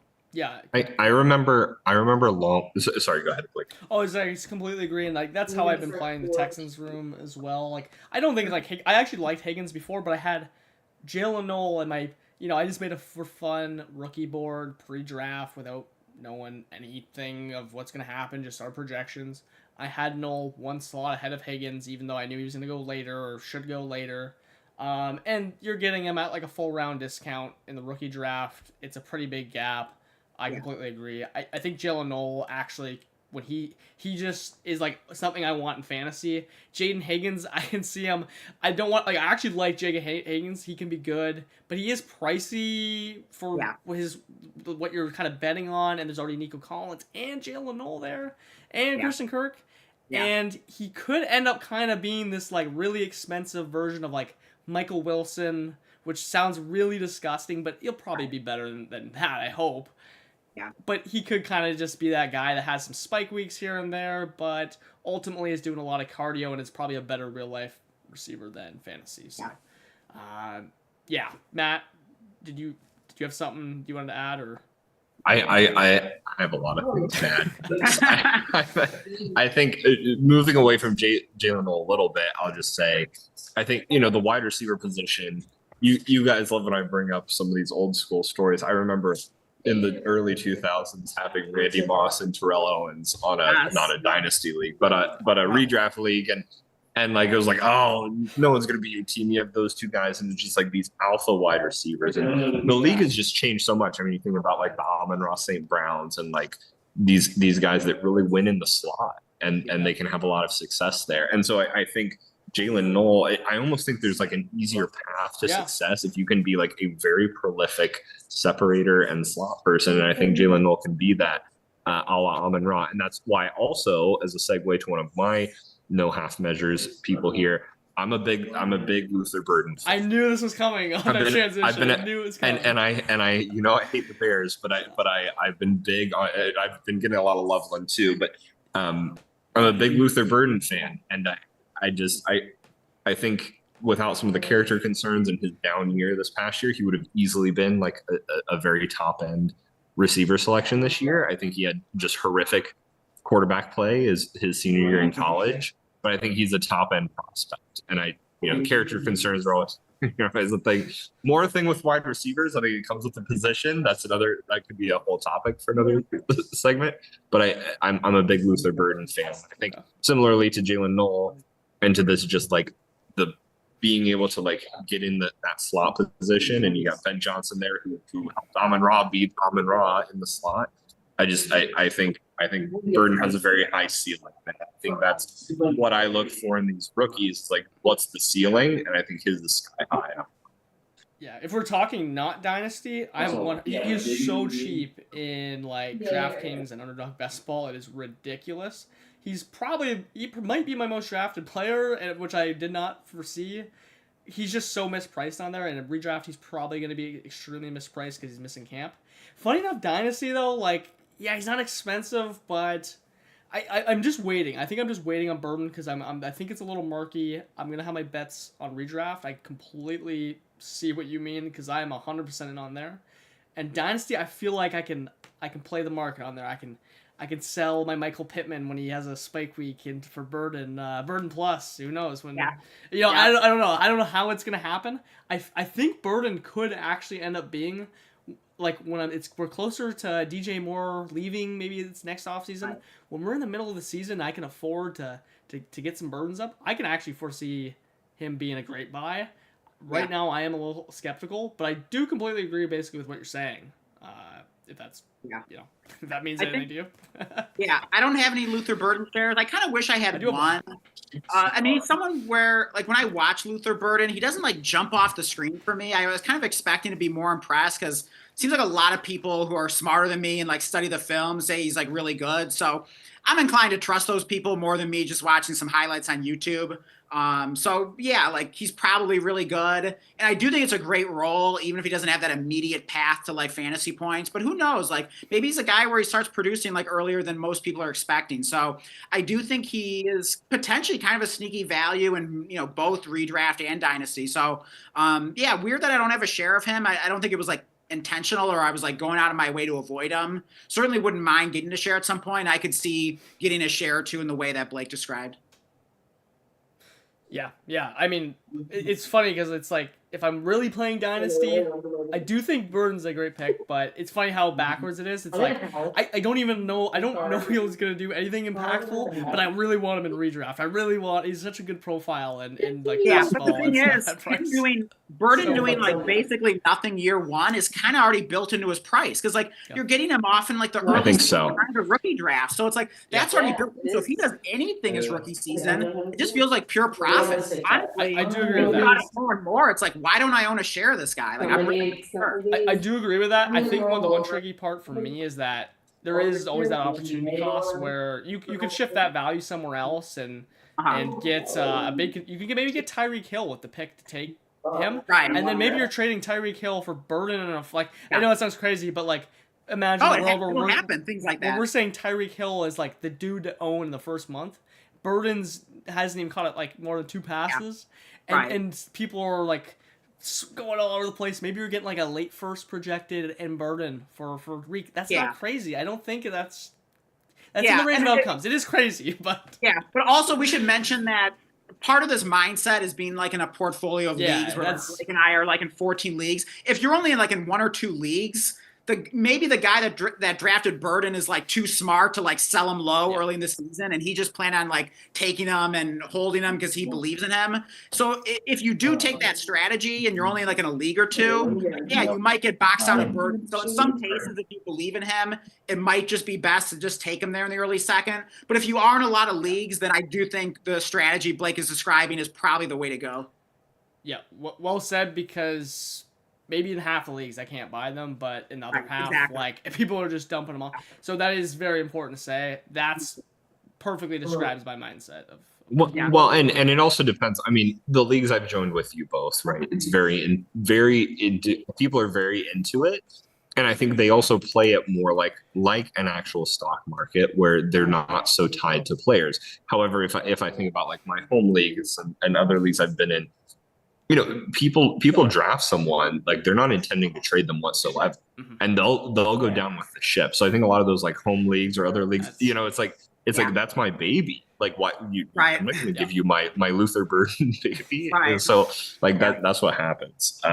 I think a lot of times, but hey, I think this is a beautiful moment where a Packers, Lions, and Vikings fan are all, you know, we're all talking about a Bears receiver, you know, that we may hate the team, but this is a good example back to my point of like not getting too attached. Like we've decoupled our fandom from this. It's purely business, friends. Oh yeah, 100%. I didn't even think about that. Yeah, we really got the NFC North represented in this beautiful moment here, as you described, like our Matt. So I love the perspective. Yeah, I know that's a great point, guys. Though, like for the viewers out there, that might be in a couple leagues or home league, or maybe they're in 15 plus or something like us. I don't even know how I'm in now, at least like 17. And it's like I know I'm gonna be able to get some managers that are nervous versus the guy going down with the ship. That's a great point. Yeah. Know a lot of people going down with this ship. Hey Blake, I'll give you a few of mine just rapid fire, and if there's anyone from Blood, Sweat, and Beers listening in or listening after, you know that I'm interested in these players. I think rapid fire. I think the Chiefs undervalued. Blake, you know this from our league that we're running together. I think I'm all in on Mahomes and even Pacheco this year. A lot of people don't like Pacheco. I like Pacheco. I like Rice too. We got to see what that suspension looks like, but that's the thinking dynasty mentality. He came out firing last year, and if assuming he comes back from the injury, I love him.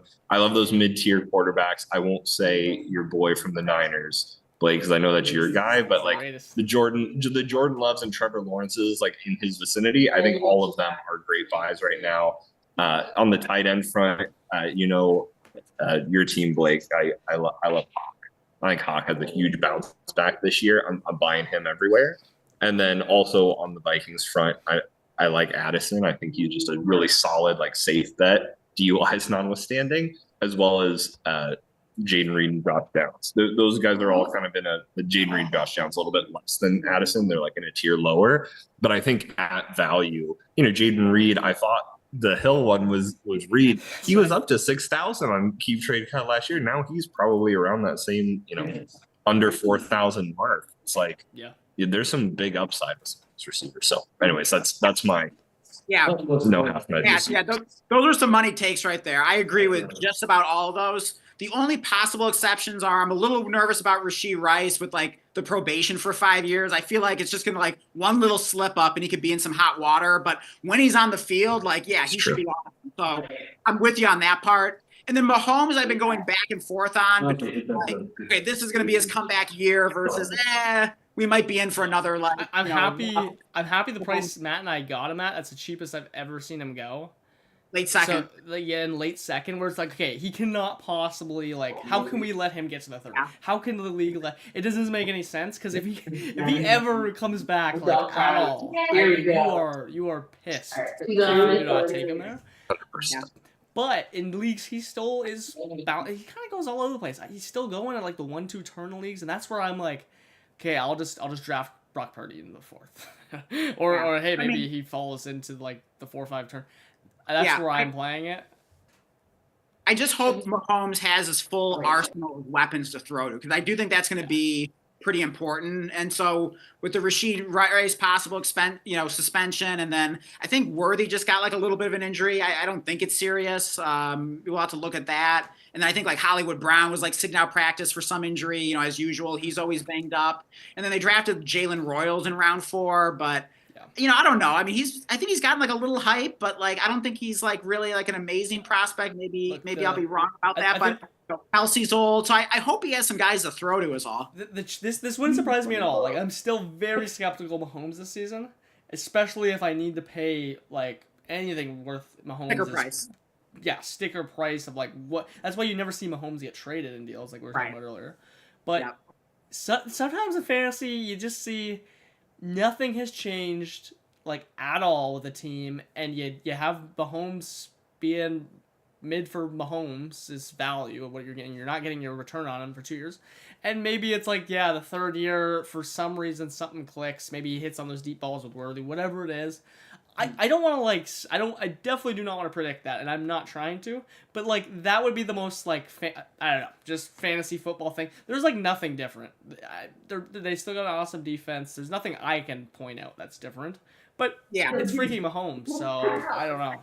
And if there's one Chief that I'm buying, it's Xavier Worthy. Definitely got a few shares of him in Dynasty. Loved him as a prospect. Thought he had a really good rookie season that could have been even better if he didn't get really unlucky on, a lot of plays where Mahomes just missed them, or he was just barely had a toe, out of bounds or whatever. His season could have been even better. And that was in a season where Mahomes wasn't connecting on deep balls. Like, what if he gets back to actually being good at that, like we think he is? I mean, obviously he's working on that. That's his number one QB thing. in the NFL. Yeah, it does sound like, based on everything that coaches are saying, like they want to throw deep more. So I definitely love the sound of that for just everyone on the offense, for fantasy and Dynasty and everything like that. So I definitely want to be optimistic on the situation.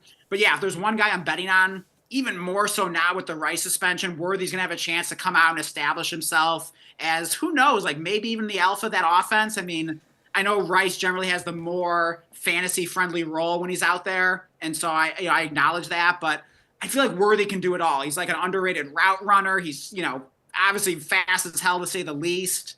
He can hit the deep plays. Feel like he's pretty good after the catch. Like, what can't this guy do? And you have the potential for a year 2 leap. So, I'll take some Xavier Worthy. He doesn't even cost that much. Like a, late first plus, first and a second. Like, I'll take some Xavier Worthy. Yeah, great calls, guys. And I'll just quickly add, anytime in a 0.75 premium or even more premium, like David Njoku in the 8th or something in the 9th, like that's where I get really nervous. Like I don't want to let. I think the 8th is. I personally, I don't care about the injuries. I'll know if he's hurt. I'll figure out some other. I'll put Tyler Higbee in or whatever to fill out.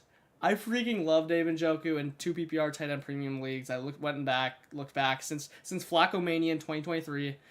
If you there was 3 games you got to remove from the sample where he just basically got injured at the beginning of the games because he's David Njoku. That's why he's priced so cheap. Mm-hmm. We all remember the injuries. 22.9 points per game. That is any game that he's played 50+% of snaps. And what was the tight end premium for that average? That's a 2 PPR. Okay, so tight end premium of 1.0. I mean, that is like basically Jamar Chase level numbers of when he's healthy. Now, okay, you had to deal with 3 games where he played 10 to 50% of snaps. One of them was actually still a good game, by the way, but I still removed it. Who even cares? I mean, that's such a bargain. I mean, that's unbelievable. Anytime you're getting a player like that where he's just like, he's an auto start, and he's doing it with freaking.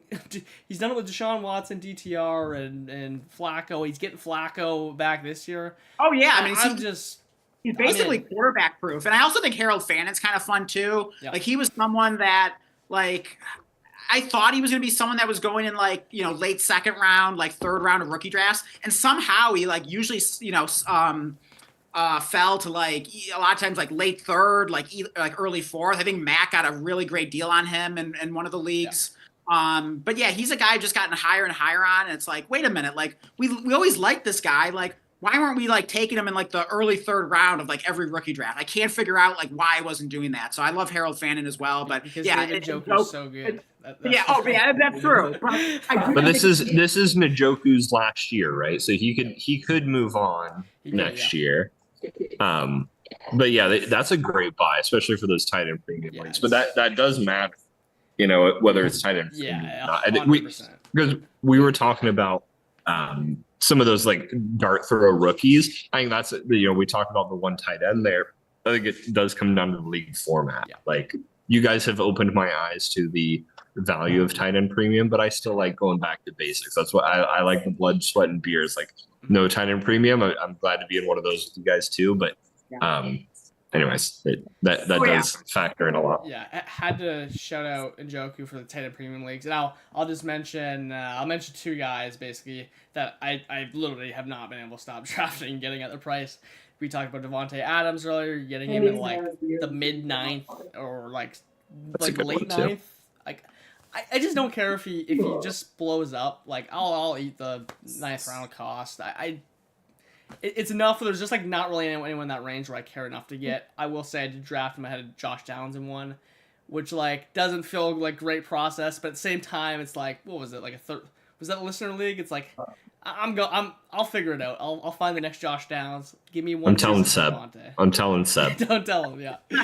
You know, he's probably thanking me because I think he has Josh Downs. But I'll also mention CMC. Now, it depends on what the cost you're paying is. I've been paying late first. Like, I paid like the 110 and a third and in mid 6th for CMC basically every time.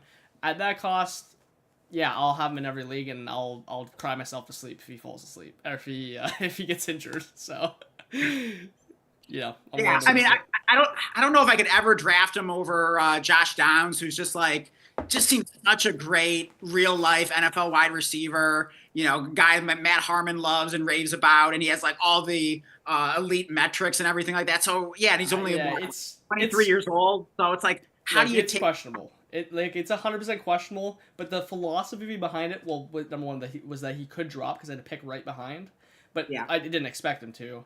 But the philosophy is, all right, Devontae Adams is like the one guy here I know I can get like a difference-making season from. Like I can find a Josh. You'll find another Josh Downs. Like, we were just talking about the 30 receivers in that range. Yeah. I mean, you can get like a Cortland Sutton later or a Calvin Ridley, and you'll basically get Josh Downs type of points. Unless, who knows, maybe could Josh Downs take a year 3 leap? Maybe we haven't seen the best of Josh Downs. Right. That's the one thing that we shouldn't completely overlook. But generally speaking, assuming Josh Downs is basically like he is what he is, if that's the case, and you get a difference maker in Devontae Adams in that round who helps you potentially win a championship, and then you can find a cheaper way to get that Josh Downs production. Yeah, I'm 100% okay with that. So when you put it that way, I can get behind that. I definitely don't love it. It's just the way that I'm building the team out. I get it.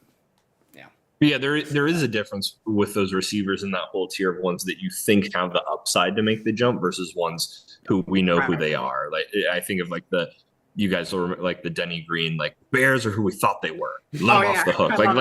Like that player is who we thought they were. Like a lot of these players, we know who they are, but like that's a Josh Downs. I could see like a big year 3 leap. Yeah. You know. Yeah. So I love that reference, Matt. Like that was like just a classic like Coach tirade. So I used to do like an imitation of that. So yeah, that was a classic. So I love that reference there. And yeah, just another point that came to mind is I do sometimes think that, you know, we've only seen like a receiver like be in the NFL for like a year or two, and we think we already like have them figured out and like we know what they are, but it's like, how do you know that like they're not going to continue ascending? And I think of a lot of these like younger, like mid type of receivers like Jaden Reed, Josh Downs, Jordan Addison, Zay Flowers, and we just kind of think like, they're just kind of like mid, they're okay, they're nothing special, but it's like, no, they give you good production, especially if you're in like a start 11. And it's like, how do you even know that we've even seen the best yet? Like maybe they're going to continue to ascend. So I don't think people look at that enough. And I think that's why I like buying some of those guys, especially when we're spoiled. We're spoiled. There's so many of them though. I think that's what the issue is it's like, it's hard to focus in on every one of them. And then you're like, okay, I don't want to draft Zay Flowers because Josh Downs exists 3-4 rounds later, you know? So Yeah, I'll like, take both of there's them. just I so mean, if I many of gotta them. start 11 players each week, like I'm just gonna be like, I mean, you saw the way I drafted in listener league. It was like wide receiver, wide receiver, wide receiver, wide receiver. I'll take all of them. If we looked back at the 2023 draft board, like I can guarantee you, like we would be respecting all of these receivers you just mentioned a lot more. Right. Because we were drafting freaking Treylon Burks and all these other just like dust balls that evaporated into nothing. Even though they had some upside too, but like that's no Zay Flowers and Addison and stuff, and we're getting those guys like 2 rounds later than like what Burks' ADP was going his second year. It's just like the dynasty receiver market's pretty loaded right now. I'm not gonna lie.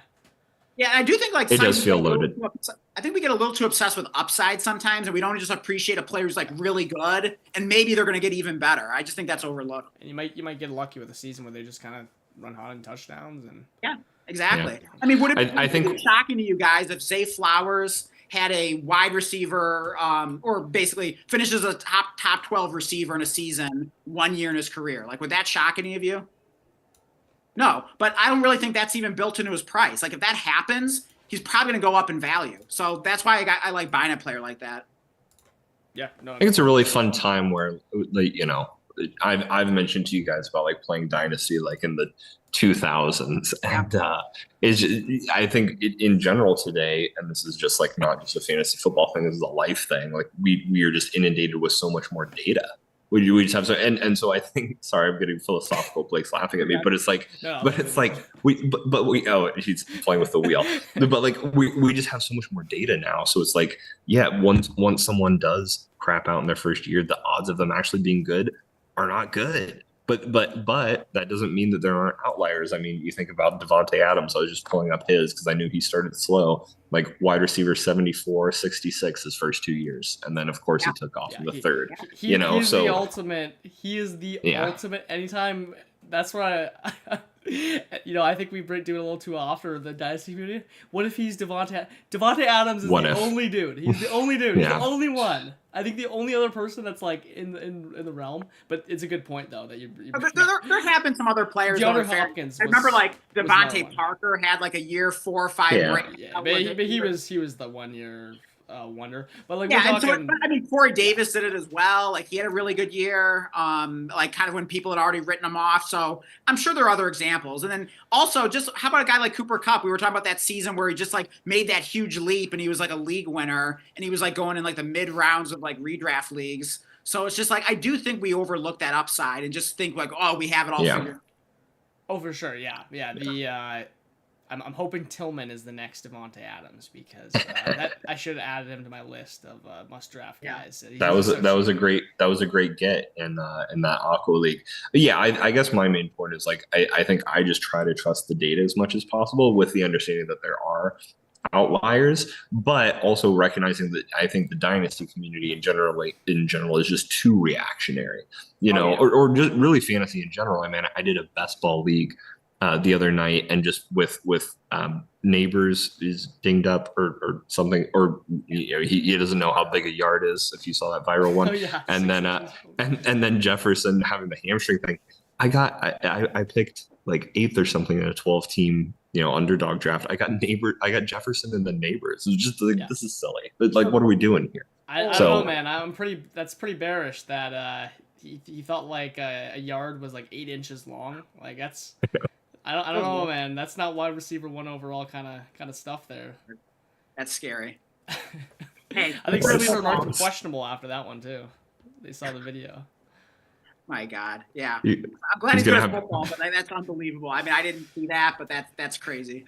He thinks he's gonna have a 10,000 yard season. Yeah, that's right. Yeah. Math ain't math. Yeah. Yeah. No, I mean it makes sense now why he's saying that. So look, hey, that's a perfect transition, though, talking about outliers. I need you guys to sell me. We mostly got right on this wheel. I mean, you're probably going to want to vomit. I did add on the higher end Kyle Pitts, Jonnu Smith, who just got completely destroyed. Yeah. But we're also dealing with guys like Troy Franklin, John Dotson, Tank Dell. Your guys' I love this. This is called the Wheel of Misfortune. And your job is when I spin this wheel, you will be assigned a player. I don't care how you do it. Just give us your pitch. It can be a minute long, whatever, however much you can come up with. If you can't even get to a minute, completely understandable. First of all, and I also love how there's like varying of like levels of players on here, so you might get really unlucky, or you might like actually have kind of a case. Right. Let's see how you deal with it. Okay. Basically, we're family feuding it. The winner takes all here. Yeah. Anyone watching the chat, tell us if they even sold you. I'll be the judge of that. I sure as hell am not participating in this one. I just want to sit back and judge you guys on your improv here. So, who's up first? I'll go first. You go first, okay. After you. All right, so I'm gonna click it. You can pray. Is there a guy on here you see that you're hoping for? We got some players on here that I once believed in that were once, my guys, so to speak. So, this wheel of misfortune kind of hurts my heart a little bit because it reminds me of some of those favorite, players and sleepers that just didn't pan out for one reason or another. So it's kind of like, I don't know, like the island of misfit toys here. It's just kind of sad. But hey, you know what? Like, I'm feeling optimistic right now. I think I can make a case for, one or two of these guys. All right, I'm gonna go ahead and spin it. If I had to make a call of who I want, it would be probably Burton or Miller. I don't know. Yeah, I think Burton I can make a case for. Oh, you almost had him. Come on, Jonathan Brooks. Are you kidding me? Jonathan Brooks. All right, let me. I'll lay down his situation for you, okay? And then you can. I'll give you some time to think here. But for the audience or everyone here, Dan, they're gonna have to build a case for Jonathan Brooks. He is basically in Dynasty Value now. The RB4 on his team should have been the RB1. We were just talking about Chuba Hubbard making that leap earlier. Chuba Hubbard got I don't know, let's just call it a 3-year extension if it wasn't. Let's just pretend it's 3. And you now get Dowdle in there for a year. And ETN, who's an intriguing pass-catching type back young guy. So how does Jonathan Brooks resurrect from the grave here? Hey, I mean, what do we want with these young running backs? We want them to have draft capital, right? Team investment. The Panthers spent, a first-round pick on this guy? I mean, and you're getting him for what? Like you send a 4th-round rookie pick now, you probably get yourself a Jonathan Brooks guy with first-round draft capital. Okay, yes, he's coming off, torn ACL. But hey, I mean, he tore an ACL previous to that, right? He came back from that and still became a first-round pick in the NFL. So, I mean, you want to talk about an opportunity to buy low here. You send, chump change, and you're able to get running back with first-round draft capital, heck of a talent. Panthers are an ascending offense. Yeah, I mean, when can you buy low on a running back like this? I mean, a year from now, his value is probably only going to go up.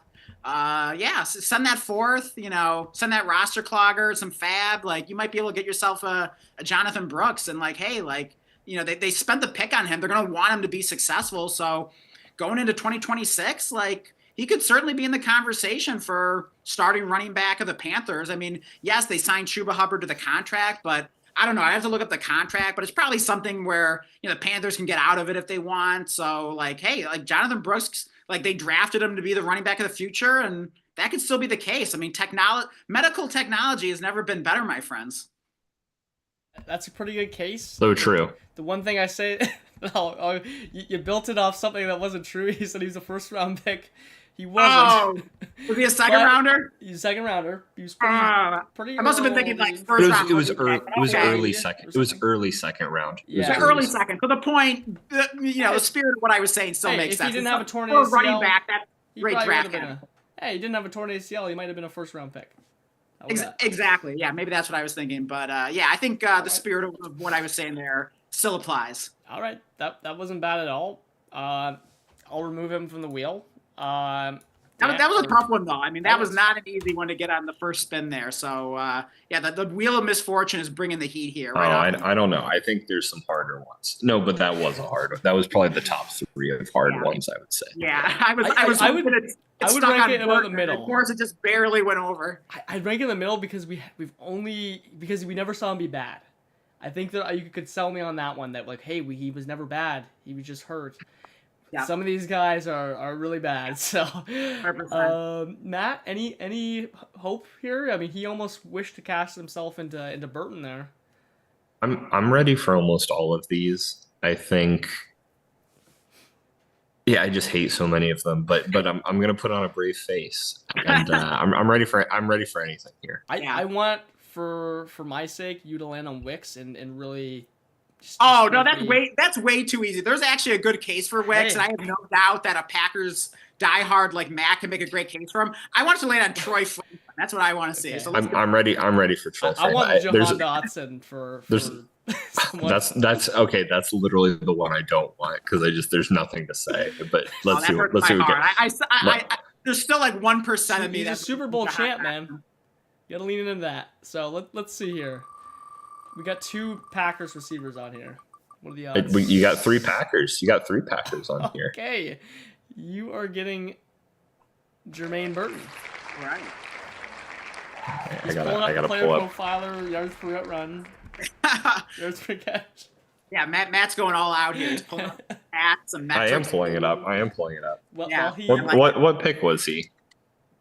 3rd round pick. All right. Well, while he has a moment to prepare his argument here, I'll talk the chat and everyone through here. Jermaine Burton, one of my favorite, what was it, like early 3rd pick? I remember getting him at the 305. You've even going like late 2nd in some rookie drafts. I mean, Blake, you and I were both super high on this guy. Yeah, one time I got him at 305. I thought I stole him at 305. Oh, yeah. I mean, I thought that was robbery. Yeah. I thought he had a pretty good outlook. All right. But, what's he worth right now? I mean, you could probably get him pretty easily for like a 4th. I mean, he's pretty cheap. Yeah. Oh, you would get him for a 4th, yeah. Yeah. All right. Let's get into Jermaine Burton. But first, I want to ask you guys something. Do you guys like elite quarterback play? Sure. Yeah, I'm a big fan of that too. Who provides? One other thing. Are you a fan of 6-point passing touchdown leagues? Yes, that's mostly what I play in. That's only what I play in. Joe Burrow is a prolific quarterback. Guess who's on Joe Burrow's team? Jermaine fucking. Oh, can we curse on this? Jermaine fucking Burton. Okay, he's stepping up. I want to take this not to really talk about his accolades, but to say, this guy that kind of goes by Yoshivas or just Yoshi.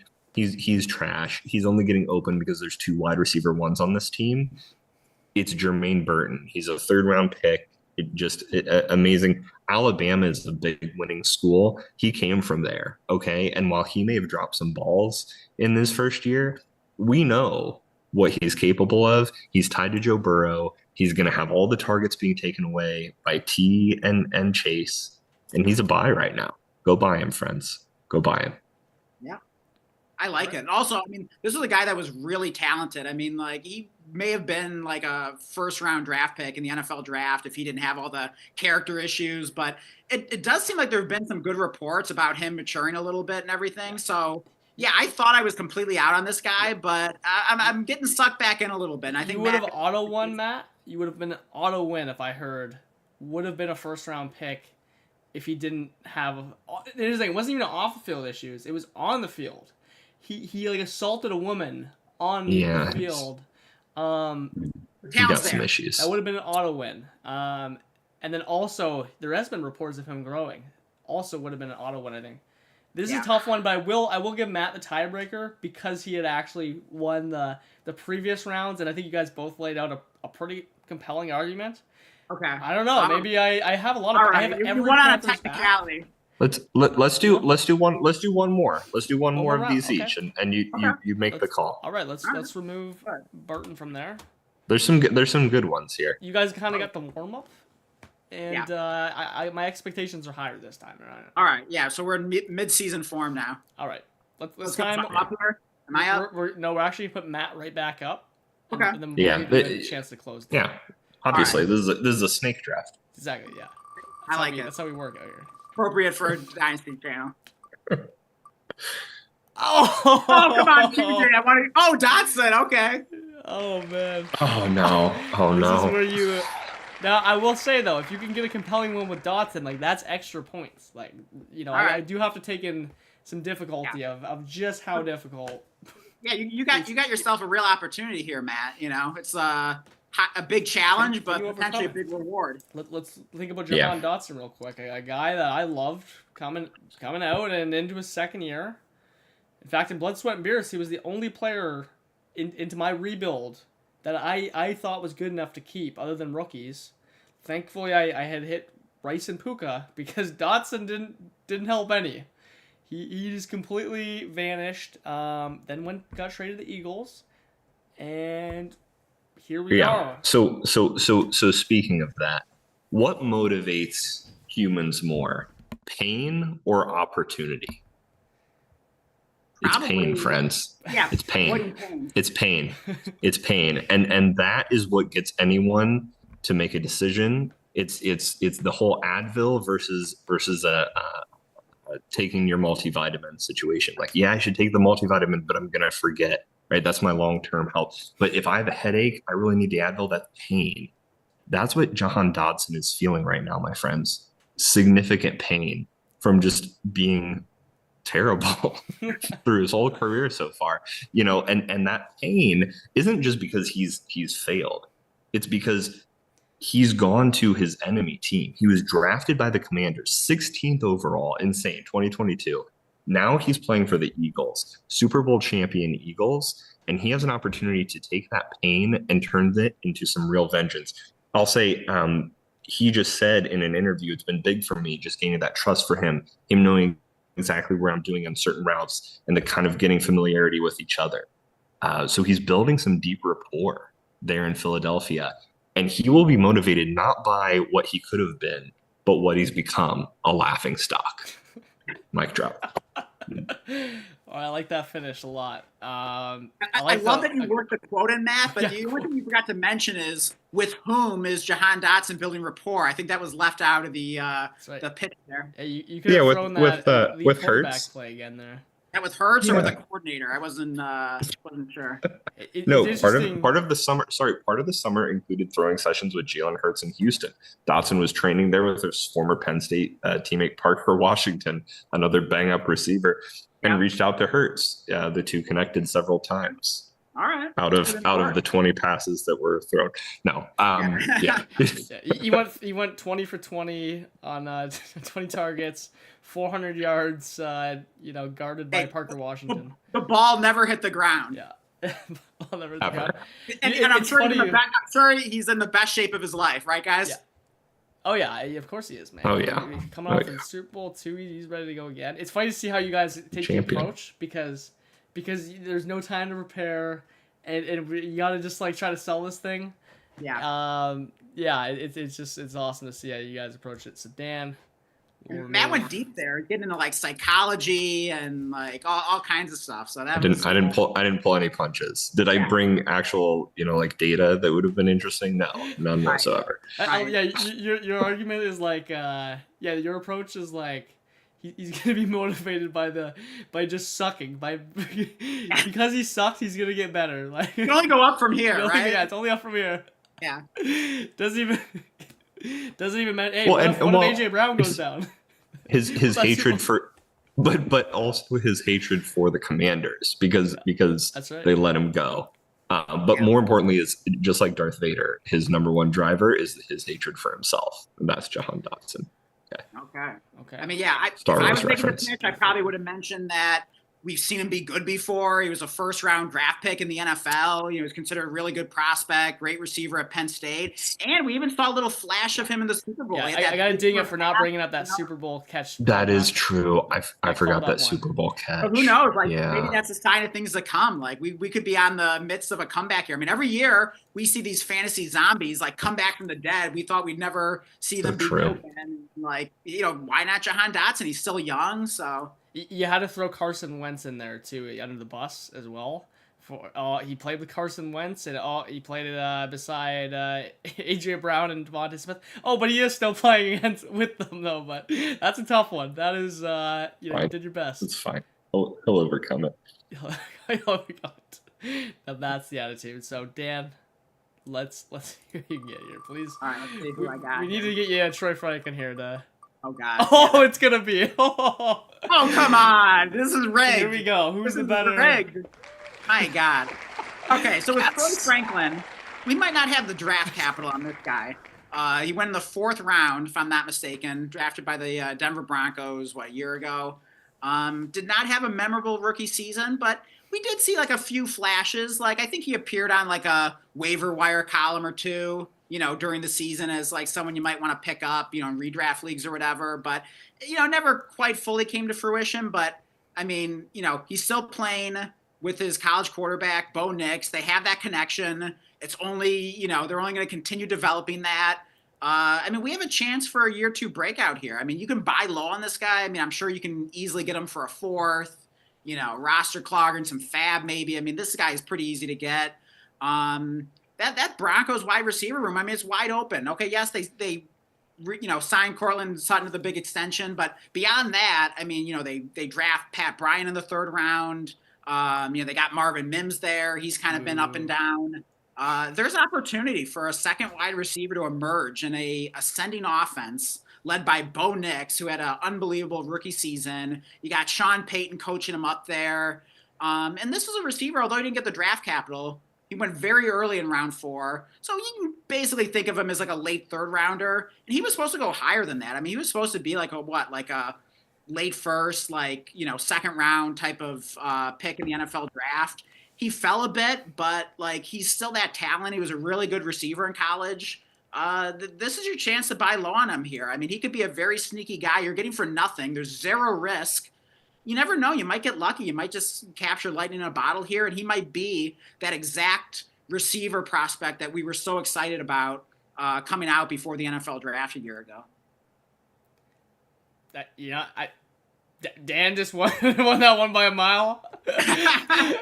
and here's how I was going off, because you guys both got terrible players, like probably 2 of the worst on there. I would think, other than maybe Luke Musgrave. Yeah, I think that would have been one of the hardest ones as well, personally. Yeah. But Musgrave's a locker room guy. He's a locker room guy. That's right, yeah. but not a Christian Wilkins locker room guy. Yeah. I don't know if you heard about that story, but but you did hit all the boxes. I was waiting for year 2 breakout. I was waiting for wide open receiver room, for better prospect than he was drafted, and the Bo Nix mention. I was waiting for the Bo Nix ascending offense option. Yeah. I don't think there was one thing that you left off the board. Honestly, to Matt's credit, there really wasn't much I was expecting on the Dotson one. I was expecting the Super Bowl catch, and I was expecting throwing a quarterback or a team under the bus, which he didn't take that approach, but I got to give it to Dan on that one for sure. I think he got it. He Way easier one, but I think he got it. I think it's about the power of friendship, and his bestie Bo Nix. That's right. Oh, yeah. Hey, I should have dinked you for not mentioning the Oregon connection though. No, he did. Oh, he did. He did. Oh, okay. I don't know how I didn't hear that. My God. I mean, that's like the first thing that comes to mind, of course. Yeah. Okay. Well, there you go. You definitely won then. Yeah. All right. He got all the boxes. Extra one. He got all the boxes. All the boxes plus 1. I got to give Matt credit, though. He could have just taken the win, but he was gracious enough to give me that one bonus round to give me a shot. So, I feel like there are really no losers here. Yeah. No, that was great. Regular season. That's what I'm here for. I think you got to bring this wheel back, Blake. This is a great one. This is a great one. I think that was the best part. Like, they were all good segments, Blake. Like, you did a phenomenal job. Like, credit to you. Like, you put some work into, like, you pretty much put this together by yourself. I gave you a little input here and there, but, I mean, a lot of this stuff you just surprised me with. You took the lead on it, so great job. And, yeah, the wheel, I think, was just the cherry on top. Thanks, fellas. I was really nervous about this one because it sounded like a really good idea, but then when I was, like, thinking through it, I'm like, God, like, is this going to be the worst? Is it going to be, like, so boring? No, it's great. I was like, honestly, you could do one with just like a bigger wheel with just like more players, and it's great. It's great, man. I mean, I agree with Dan. Like, huge shout out to you, Blake. Like, the preparation for this one, the new format, all the different segments, I thought it was super fun. And like, if I think of like all the streamers out there, you're not the Brian Robinson of streaming. All right, you're far from it. Just to bring this whole thing full circle, because Brian Robinson, as we know, is a poser. So I think we're kind of the JCM. We're JCMs, I was gonna say we're clearly JCMs. We don't have like the big following or the draft capital, but like we're emerging. We're starting to get the shot. Where our stock is pointed up. Yes, it's the JCM. Buy in on the JCM. Yes, Buy buy another low. JC. Like, it's only going up from You here. gotta buy low by hitting the sub button, but no, I Yes, appreciate please it. do. Absolutely. We appreciate everyone's support. Yeah. And yeah, what do you think? I mean, should we wrap up the stream, or is there anything else that we wanted to do here, guys? What do you think? It's been a great long stream. You know what? We covered JCM really well.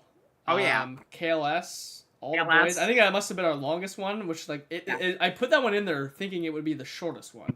Right. Funny enough. A lot to say.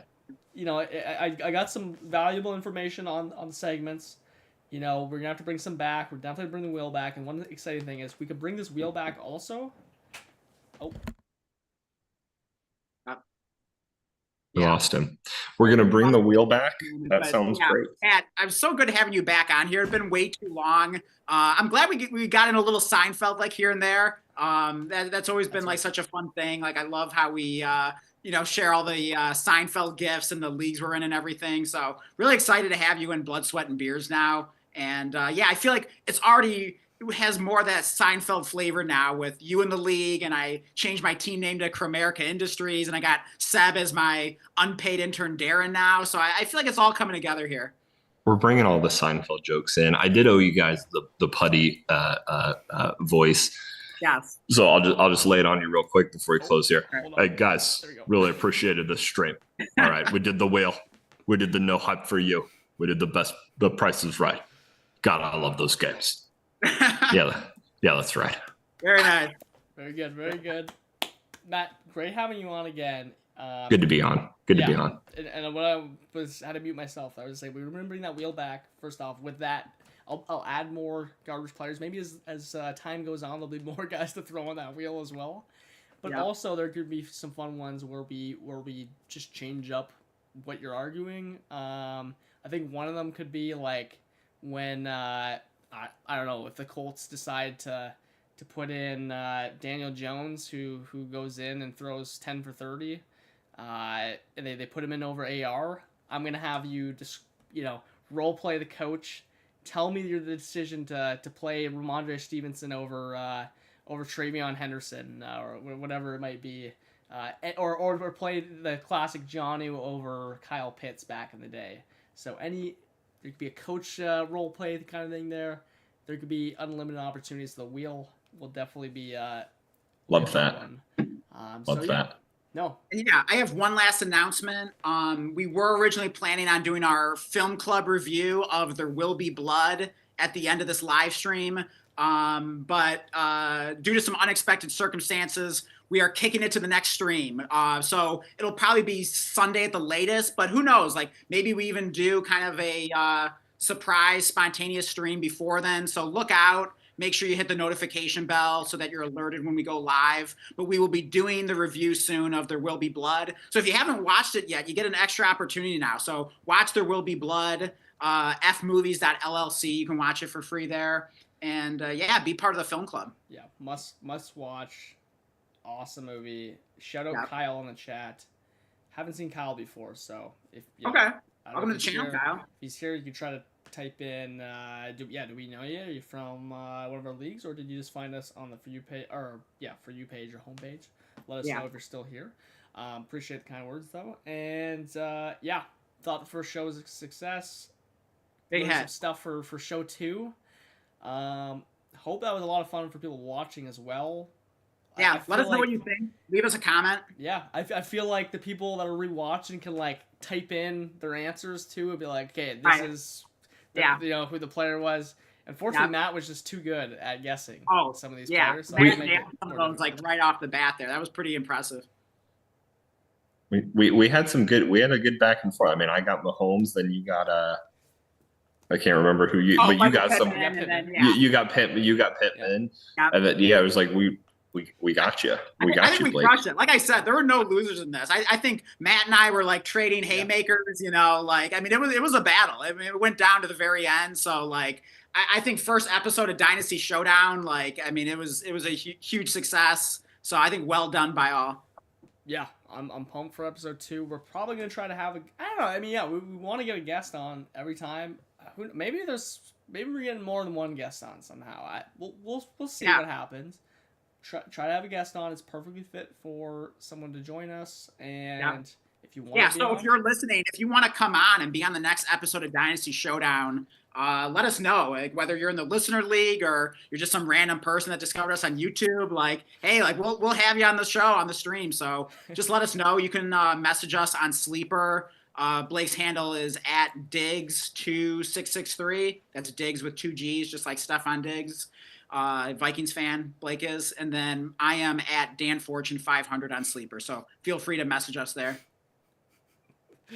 Throwing shots here while at my Vikings, Matt is, but I'm embarrassed that I knew it was 2663 just when I was like, it's 2663 because you have to like enter it when you're trying to. Anyways. That was I changed my name on like from Diggs like with something else. It was like Diggs something, and then you could change it to like just Diggs, but like someone also had that username, but then I didn't realize it added numbers or something to the end, so then it just like changed it to 2663, and I just thought that was so funny because like numbers on Xbox is just like associated with like you suck at video games when you have a bunch of numbers in your name. So I'd go and I'd be like rinsing people on Madden, and my name would like it would just look bad, and so I would just not really say anything. I get in these leagues and I just start dusting people, and they'd be like, "Who the hell is this Diggs 2663?" You catch them off guard. I love it. Oh, that's great. That's really good. So, yeah, that's a all right, friends. So, hey, well, good to have you here, Matt. Like, please come on again sometime. It's always great having you on. Definitely. Fun time, guys. Yeah. All right. Thanks for joining us. Yep. Have a good night, Thanks everyone. for having me.